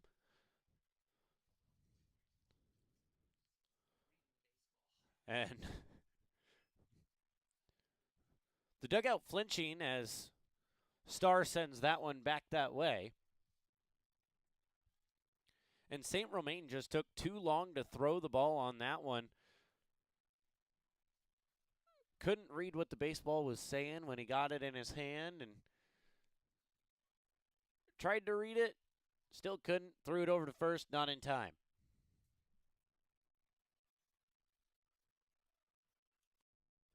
The count is 1-1 here. The Hawks will try a pickoff, no good.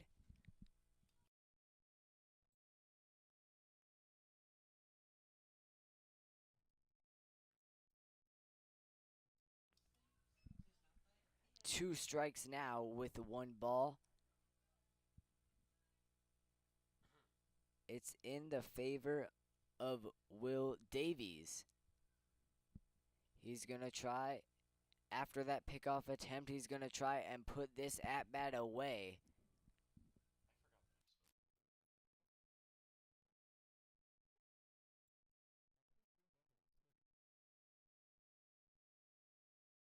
Starr will make contact.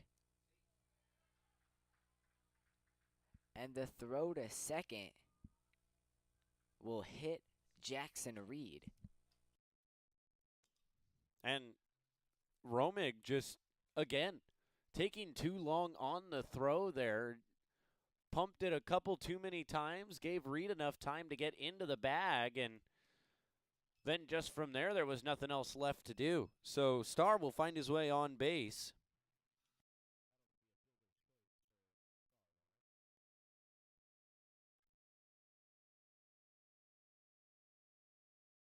So Starr will reach on the fielder's choice. Ball Vance out on the mound for the for the Hawks, excuse me.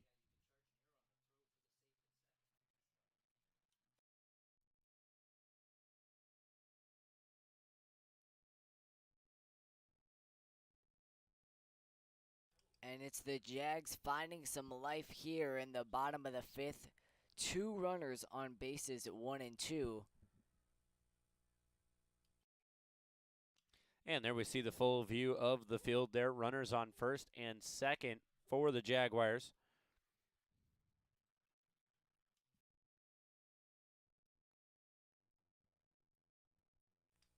The 17 of Cade Newman wanting to send these runners home.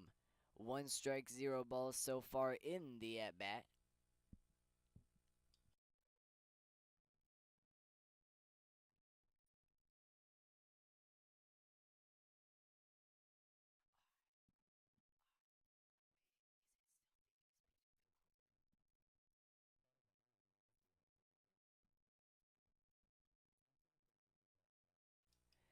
Davies wants to put him away. 2 strikes, 0 balls here. And that one's just going to get out of the way of the catcher, Carter, and runners will advance to second and third.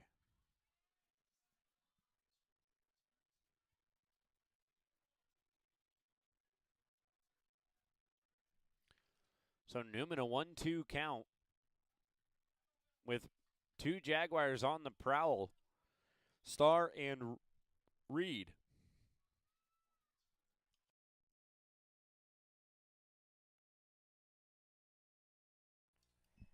Newman has a better chance than ever to score some runs here. 2-2 count. The count even, runners on second and third.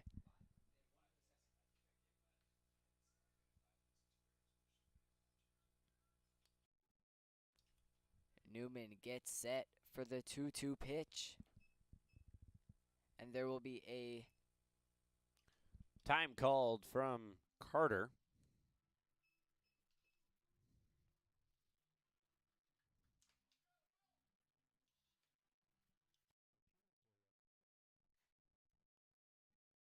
So a 2-2 count to Cade Newman.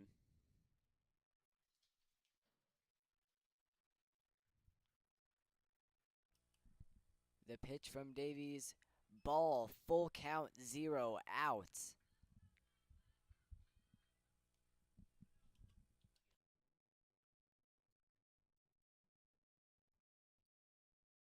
The full count pitch from Davies. Ball, bases will be loaded, 0 outs, and that will bring up the 16 of Brecken Miller. Well, this game reminiscent in a way of the game across town. Hawks score in the first. Jaguars wait till the 5th to respond. And not necessarily waiting per se, but not able to respond until the 5th. The chance now here for the Jaguars to respond as a check swing going to end up in a foul ball.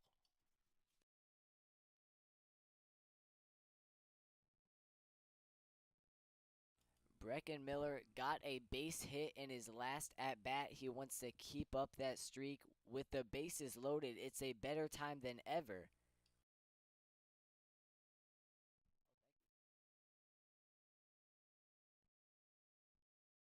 Two strikes and 0 balls early into the at-bat.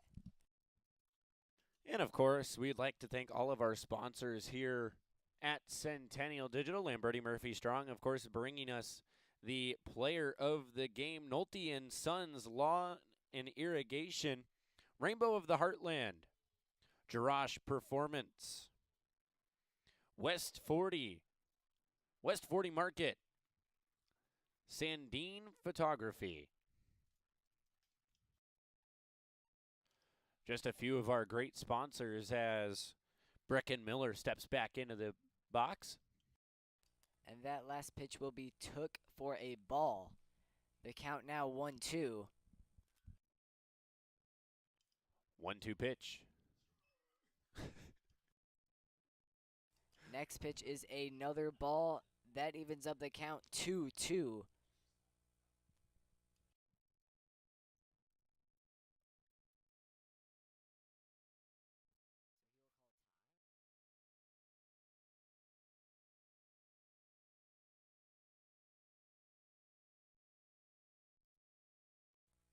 Miller now on the 2-2 pitch. He will take a hearty swing that will end up foul.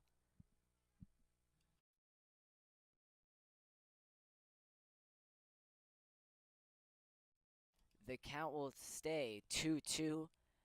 Miller gets back into the box, ready for the pitch from Davies. And Brecken Miller, just a freshman here on the Jaguar squad. Big swing. Going to be a high fly ball over to Taylor in left, and Jaguars going to bring one across. A sacrifice fly from Miller will bring one home. Jackson Reed making it home, and that will bring up Isaac Brule. We are back to the top of the lineup. The one of Brule. Well, this is one case where the Jaguars wouldn't be too upset with making the book go into the next column over, as long as it means that they bring more across. Runners on first and second now, as the Jaguars finally hang a number up on the board. Brule gets set for the first pitch of the at-bat. That will be a ball. Sorry, that will be a strike to the outside.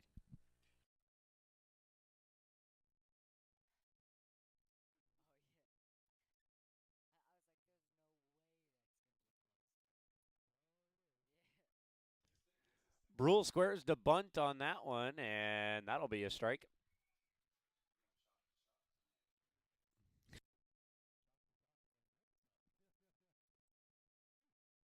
Two quick strikes for Brule. He's going to see if he can turn the momentum around for him at this at-bat. Davies gets set for the third pitch of the at-bat. Here it comes. It is swung from Brule. And it's low, getting under it in right field. And a great choice by Starr there to not try and run to third, as Lowe made the grab and had him caught there. And that'll bring up Will Nessler.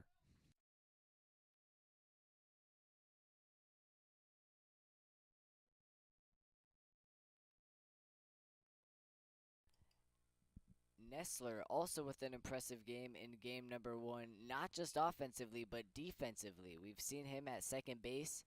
He had a solid game defensively also.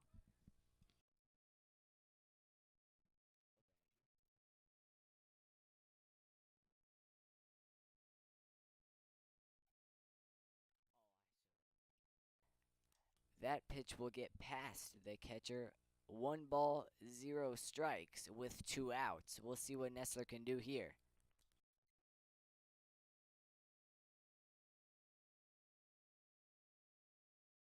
Another ball, and it's Davies out of the count here. He needs to get back into this at-bat here.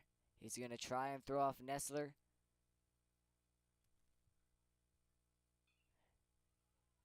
Nessler will take a swing at that one. And again, it's the right fielder making the play low. That will put away 3. And we will go to the top of the 6th here. Jaguars strand 2 on base here in the bottom of the 5th. We head to the top of the 6th. It is still Hawks up by 3 now. Jaguars hang 1 up. It's 4-1 in favor of the Hawks. You're watching Centennial Digital, driven by Freedom Tire. Freedom Tire is proud to be the title sponsor of supporting Jaguar student athletes through Centennial Digital. With 6 locations around the metro, you're never far from getting you back or keeping your family safely on the road. Our certified staff and state-of-the-art technology means you can take comfort knowing you've got the best work at the best prices. Come see us at Freedom Tire, a proud supporter of Centennial Digital.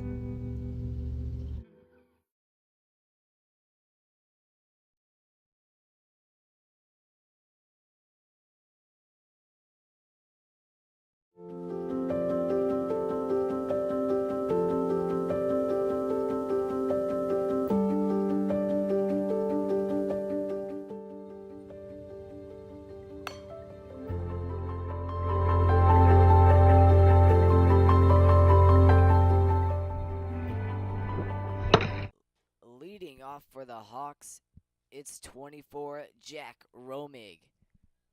A lefty here at the plate. 1 strike here early on.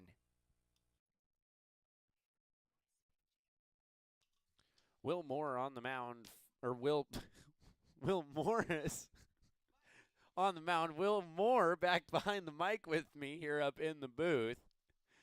Those names don't get confusing, as it's going to be Nessler settling under it for out number 1.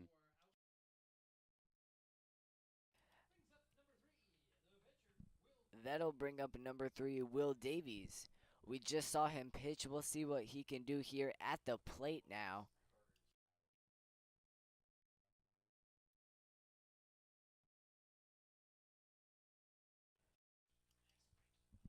First pitch inside and finds the zone for strike 1. And Morris, a beautiful breaking ball there for strike number 1. That's going to find the outside portion of the zone. 0-2.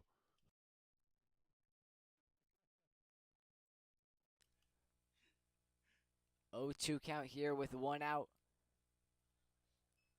That will be low for a ball. That will try to even the count here at 1-2.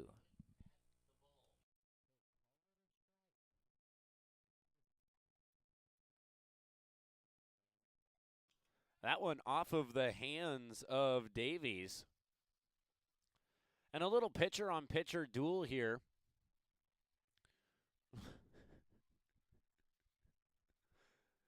From the mound to the dish. And Morris going to win this duel. Davies was caught swinging there, and that will bring up number 23, Kobe Behrens.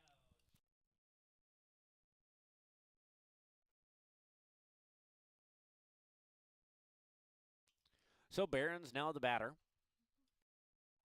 And it's 2 quick outs here for the Hawks. Kobe Behrens wants to give them some momentum. And another beautiful breaking ball from Morris there, as that time he goes straight gas.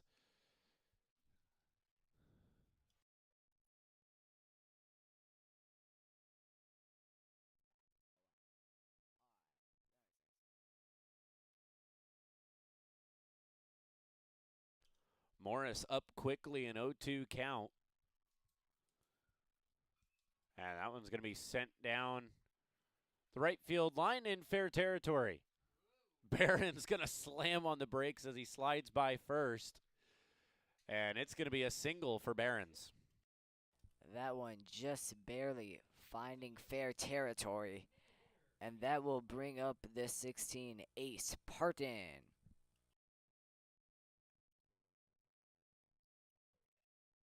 So there we introduce the view to you. Got it on both cameras here. Will Morris taking that ball inside there for ball number 1. He wants to put this inning away for the Hawks. That ball is swung at. And it's Miller almost getting under that one. A diving effort.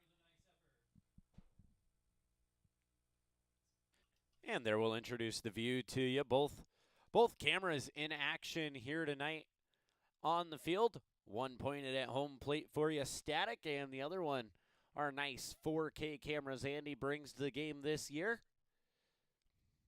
That one's showing you the whole field view with a runner on first. 1-1 count here. That ball also taken foul. That will make the count 1-2 with 2 outs. And it is Will Morris here with all the momentum. He's going to try and put this one away.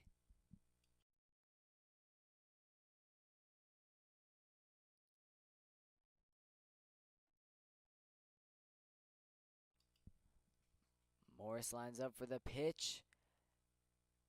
A little contact on that one, but Morris will scoop it up and throw it to Newman.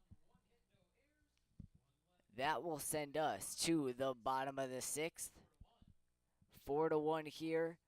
Hawks with your lead. You're watching Centennial Digital, driven by Freedom Tire. We're here at US Cellular, Frost Days, where our customers get exclusive deals just for them. It's like we got our own special club. Should we show them?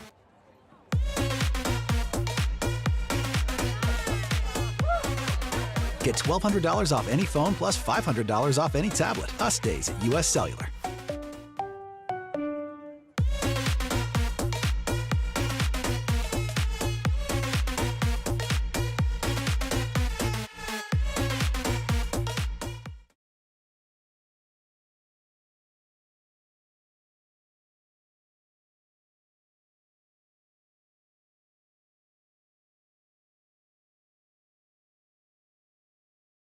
So when an athlete walks into Nick Drosh Fitness, the one thing we want them to know is that this is a phenomenal community. We have the best coaching. We have the best technology. We have the programming that can help them succeed. So whether it's trying to get on JV for the first time, going to that next level on varsity, going from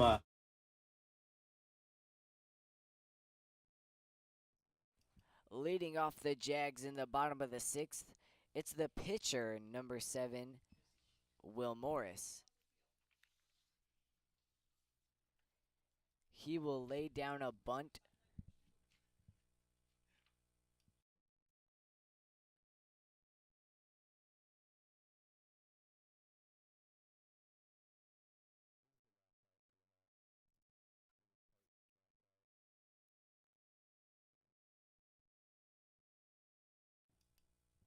Morris back in the box here. He will take a cut at that pitch. 0-2 count here. And Morris 0 for 2 on the night tonight, reaching base once. A ball outside. Morris with some impressive pitching early on here in this game. We'll see what he can do at the plate now. That pitch will be taken 2 balls, 2 strikes here. And I will correct myself. Morris 0 for 1 on official at-bats, reaching on a base on balls in the first. You know, I only played baseball for how many years of my life? Even count. It's Morris taking a swing. The center fielder, Behrens, will get under that one. Kobe Behrens making the play for out number 1. Reed Anderson now will enter the box, number 8. A left-handed hitter here.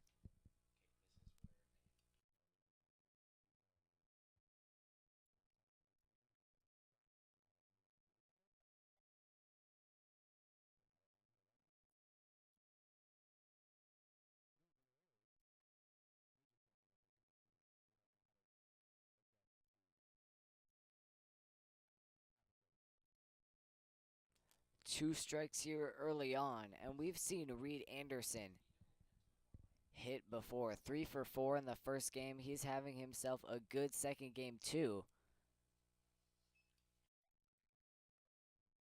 1-2 count now. A ball on that pitch. Reed Anderson ready for the 4th pitch of the at-bat.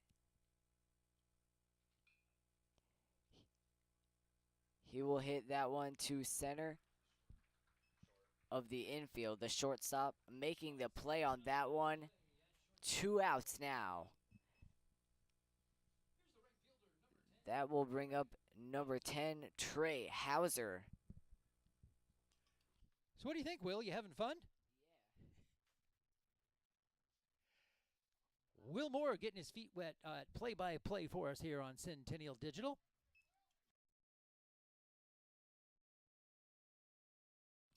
Trey Hauser ready for the pitch. He will take that one foul.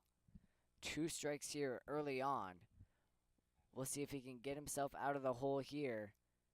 2 outs here for the Jaguars in the bottom of the 6th. That one high. 1-2 count now.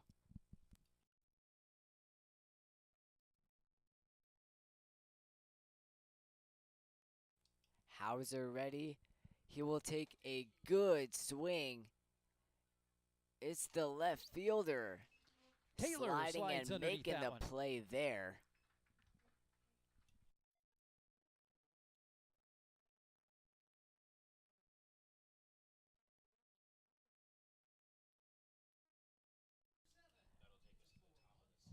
That'll take us to the top of the 7th.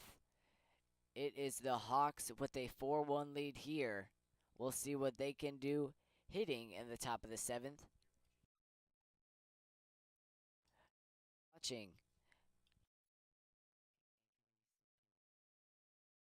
You are watching Centennial Digital here, sponsored by Freedom Tire. Dear Cable Internet, I've met someone I can rely on, who moves my speed and is okay with how much I work. I'm sorry, but US Cellular Home Internet and I just have a stronger connection. Get connected with US Cellular's home internet for just $39.99 when bundled with a wireless plan, plus a 3-year price lock guarantee. US Cellular, built for us.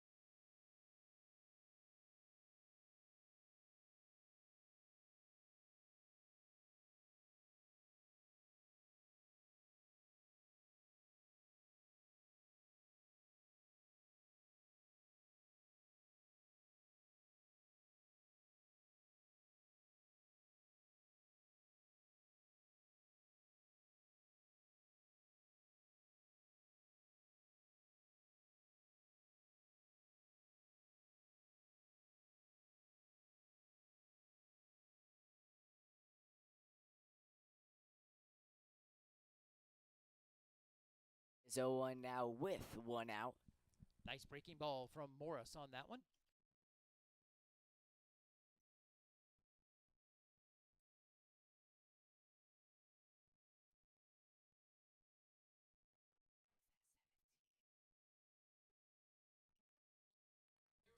Brady Carter.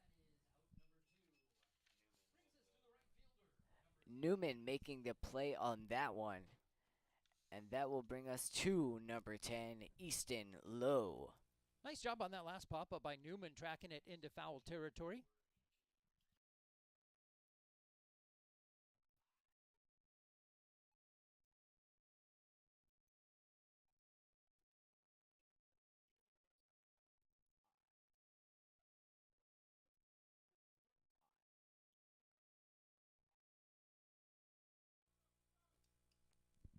Two outs here for the Hawks. Morris wants to put away number 20, Kinnick Voss.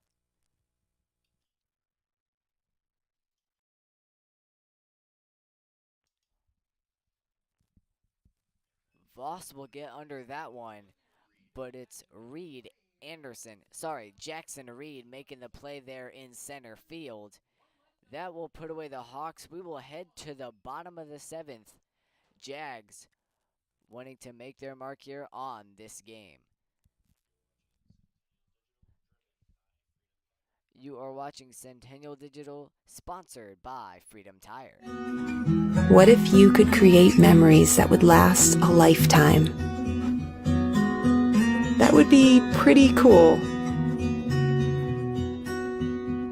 Well, now you can.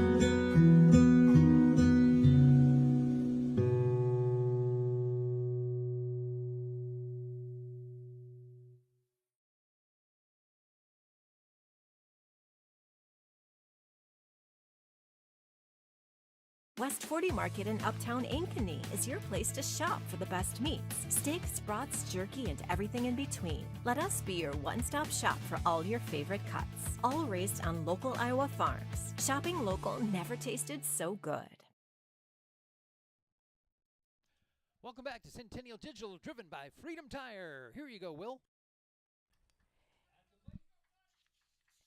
It's number 2, Jackson Reed, stepping in here, leading off this Jaguar offense. First pitch high, called a strike there. Well, Will, the Jaguars running out of opportunity here. They need to put something together, trailing by 3. So they got 3 outs to work with to try to get something done. Indeed, they're going to need to strike quick here. Running out of room here, 4-1. We'll see what they can do with these last 3 outs. Reed will send that one foul here to the left of the press box. 2-2 count.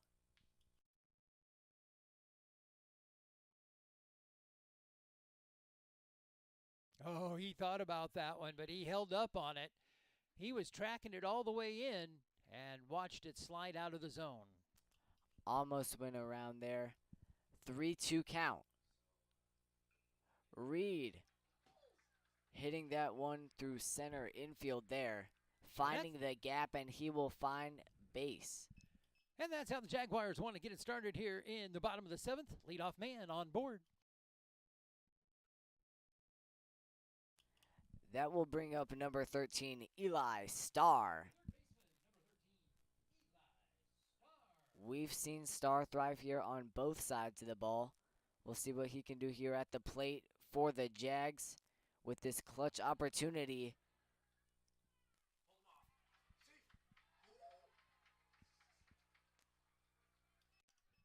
Fantastic reaction. Romig flashes the leather at third. Romig making the play there. Jack Romig stretching out by third base, trying to get that out there, doing all that he can. That'll bring up the 17 of Cade Newman here. Jaguars have something cooking here in the bottom of the 7th.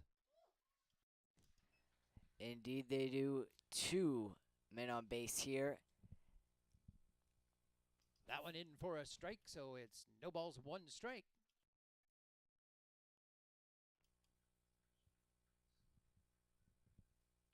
Cade Newman blasting that one in the gap there.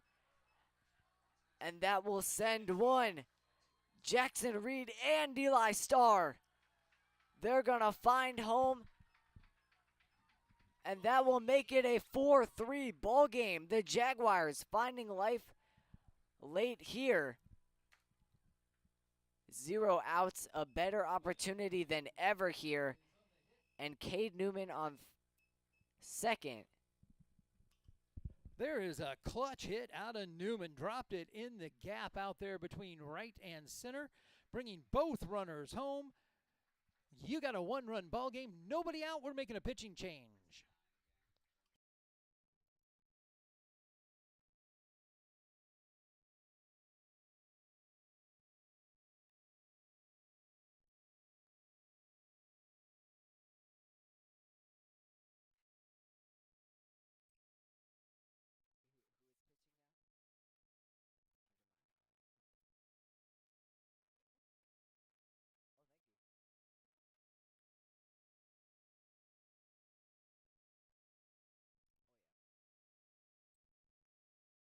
Hunter Minor will pitch here now. He played well in the first game. We'll see what he can do here later on.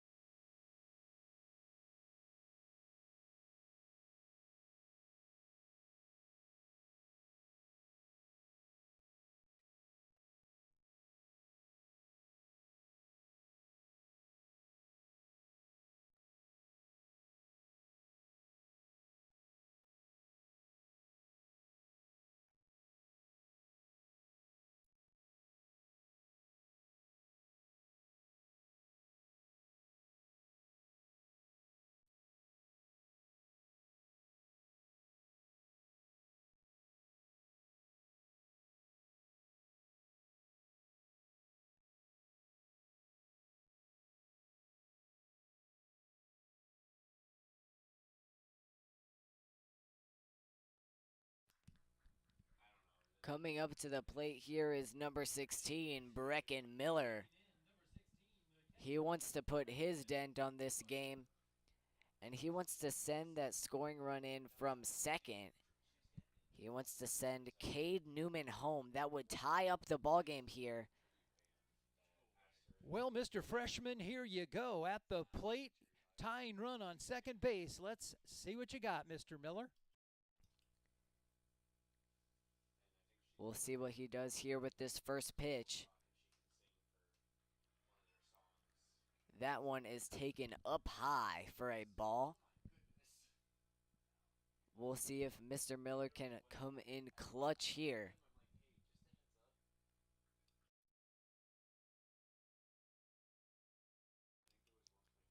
Miller is going to take a swing at that second pitch. That will even up the count there. And Minor came in and did a great job at the closing of the first game, so they're going to turn it over to him here and see if he can close it out for Ankeny. We will see here. He's going to swing at that pitch again. 1-2 count. The count now in Hunter Minor's favor. We'll see if Miller can turn things over. And Miller needs at least a productive out. That means a hit to the right side to move the runner to third. Get him 90 feet away.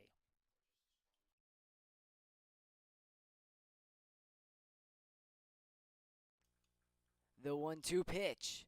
Swung at. Out number 1 here for the Jaguars, and that will take us to the top of the lineup. Number 1, Isaac Brule stepping in. Isaac Brule with a very productive season overall for the Jaguars. Well, Centennial turn it over the top of the order, so that's where you want to be. The good bats coming to the plate for Centennial.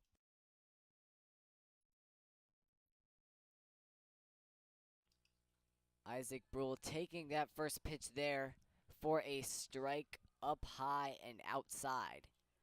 Hunter Minor painting that corner there.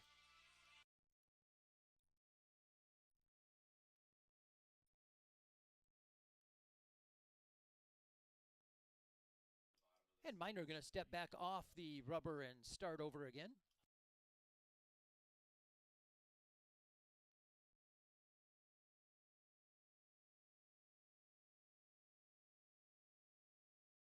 It's Brule making contact there. The shortstop trying to make the play. He double clutched there. And Brule will be safe. Potential runs on first and third here now. The 28 of Will Nessler at the plate.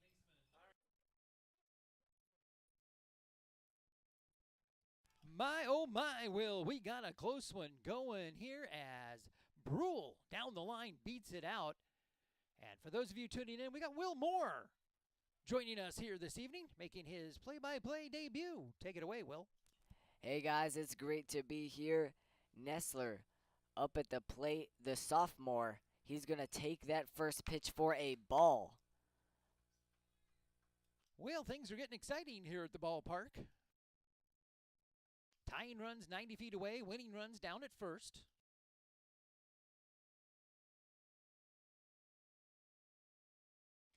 He's going to take that one. That one was inside and low. That's ball number 2. And we've said it a couple times. It was a walk-off win in the bottom of the 7th across town when these two played. Centennial trying to repay the favor here. This could be their second game win in a row in the same night.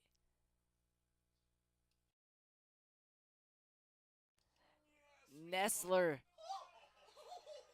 And the pitcher, Hunter Minor, slipping on the turf there. And it's Nessler making his way safely to first base. Tie ball game here. Will Morris at the plate. 2 potential runs being scored here. Men on first and second. We'll see what Morris can do here with 1 out. 1 out, winning run on second base. Morris lines up to take pitch number 1. That is a ball in the dirt. The catcher somehow able to hold on to that one, though. Great save by Carter as he keeps the runner at second. Otherwise, he's down to third with only 1 away. Ankeny trying to fight for their lead here. The Jaguars trying to flip the script.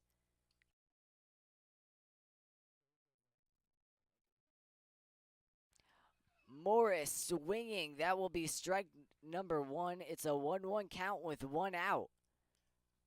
Morris swinging through that one. Just 1 more needed for the Jaguars. Morris wants to be the clutch player here. He has to step up. He's going to take that one for ball number 2. So, Will, 2-1. You got a hitter's count coming here for your number 3 hitter in the lineup. And that is a huge advantage for Morris here. He has also had a great season on both sides of the ball.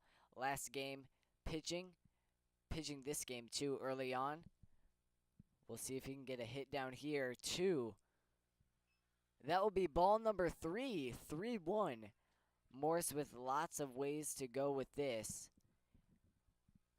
He could just stay looking. He might want to hit. He might want to take it.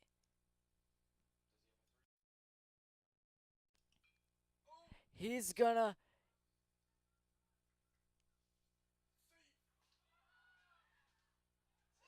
That will be it. Ball game. Centennial Isaac wins. Brule. Centennial wins. Isaac Brule gonna score the winning run here off an RBI from Will Morris. Final, Jaguars 5, Hawks 4. What a great end to tonight's nightcap. A good game. Jaguars come out on top. Again, your final 5 for Centennial. We want to thank you for... Well, what a finish to that one. I'm going to take back over on the main part here. We are going to take a break and be right back. Your Lamberti Murphy Strong player of the game may have just been decided, but we'll be right back. You're watching Centennial Digital, driven by Freedom Tire. Freedom Tire is proud to be the title sponsor of supporting Jaguar student athletes through Centennial Digital. With 6 locations around the metro, you're never far from getting you back or keeping your family safely on the road. Our certified staff and state-of-the-art technology means you can take comfort knowing you've got the best work at the best prices. Come see us at Freedom Tire, a proud supporter of Centennial Digital.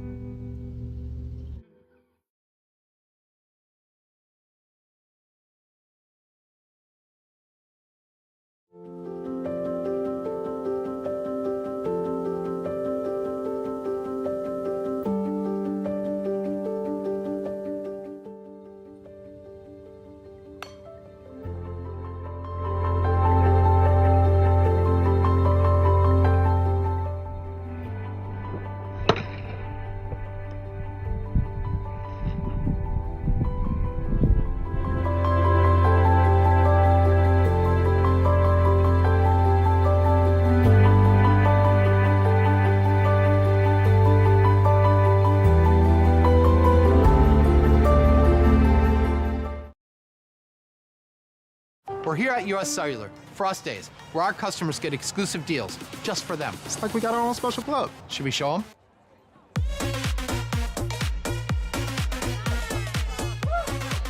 Get $1,200 off any phone plus $500 off any tablet. Us days at US Cellular.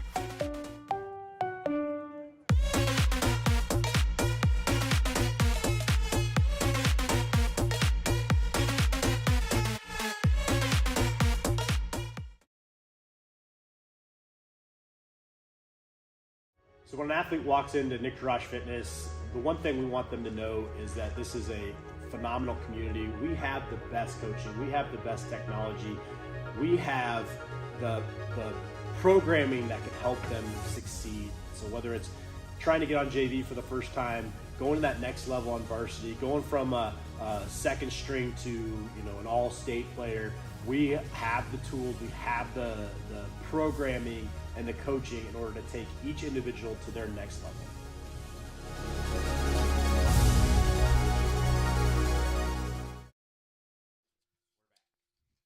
Well, folks, I'm still trying to catch my breath after that ending as the Jaguars come to life in the bottom of the 7th, push across 4 runs.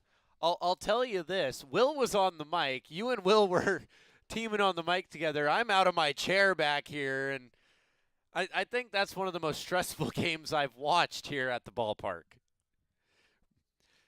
So Lamberti Murphy Strong post-game show coming to you here, and along with that, as always, our Lamberti Murphy Strong player of the game along with the Jaguar win.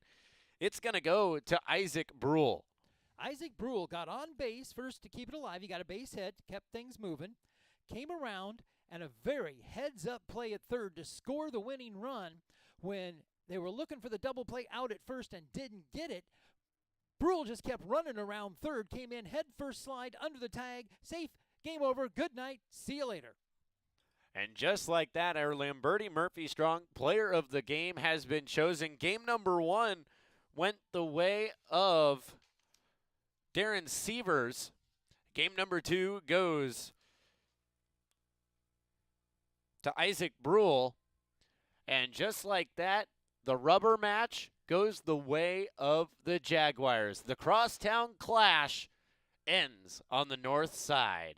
Well, Centennial can take it 2-1 this year. And an exciting, fantastic finish, especially if you're a Jaguar fan. With that, folks, we thank you for tuning in each and every night that we have a Centennial Digital stream On behalf of myself, Will Moore, and Rodney Tomlinson, we are Tomlinson Announcing. And on behalf of Centennial Digital, thanks for tuning in. We'll see you next time. The Jaguars are in action, which is tomorrow at 10 a.m. I do not believe we will have a stream for that. I am not 100% sure. Keep your eye out if you're awake at that time, which it's a Friday work day, so most people will be. And Okay, that's a teenager with that statement. yeah, okay. Well, you know, on that note, our next home scheduled game is He's looking. I am looking. I am indeed looking. He didn't fall asleep on you with that dead air. He's looking for the next home game.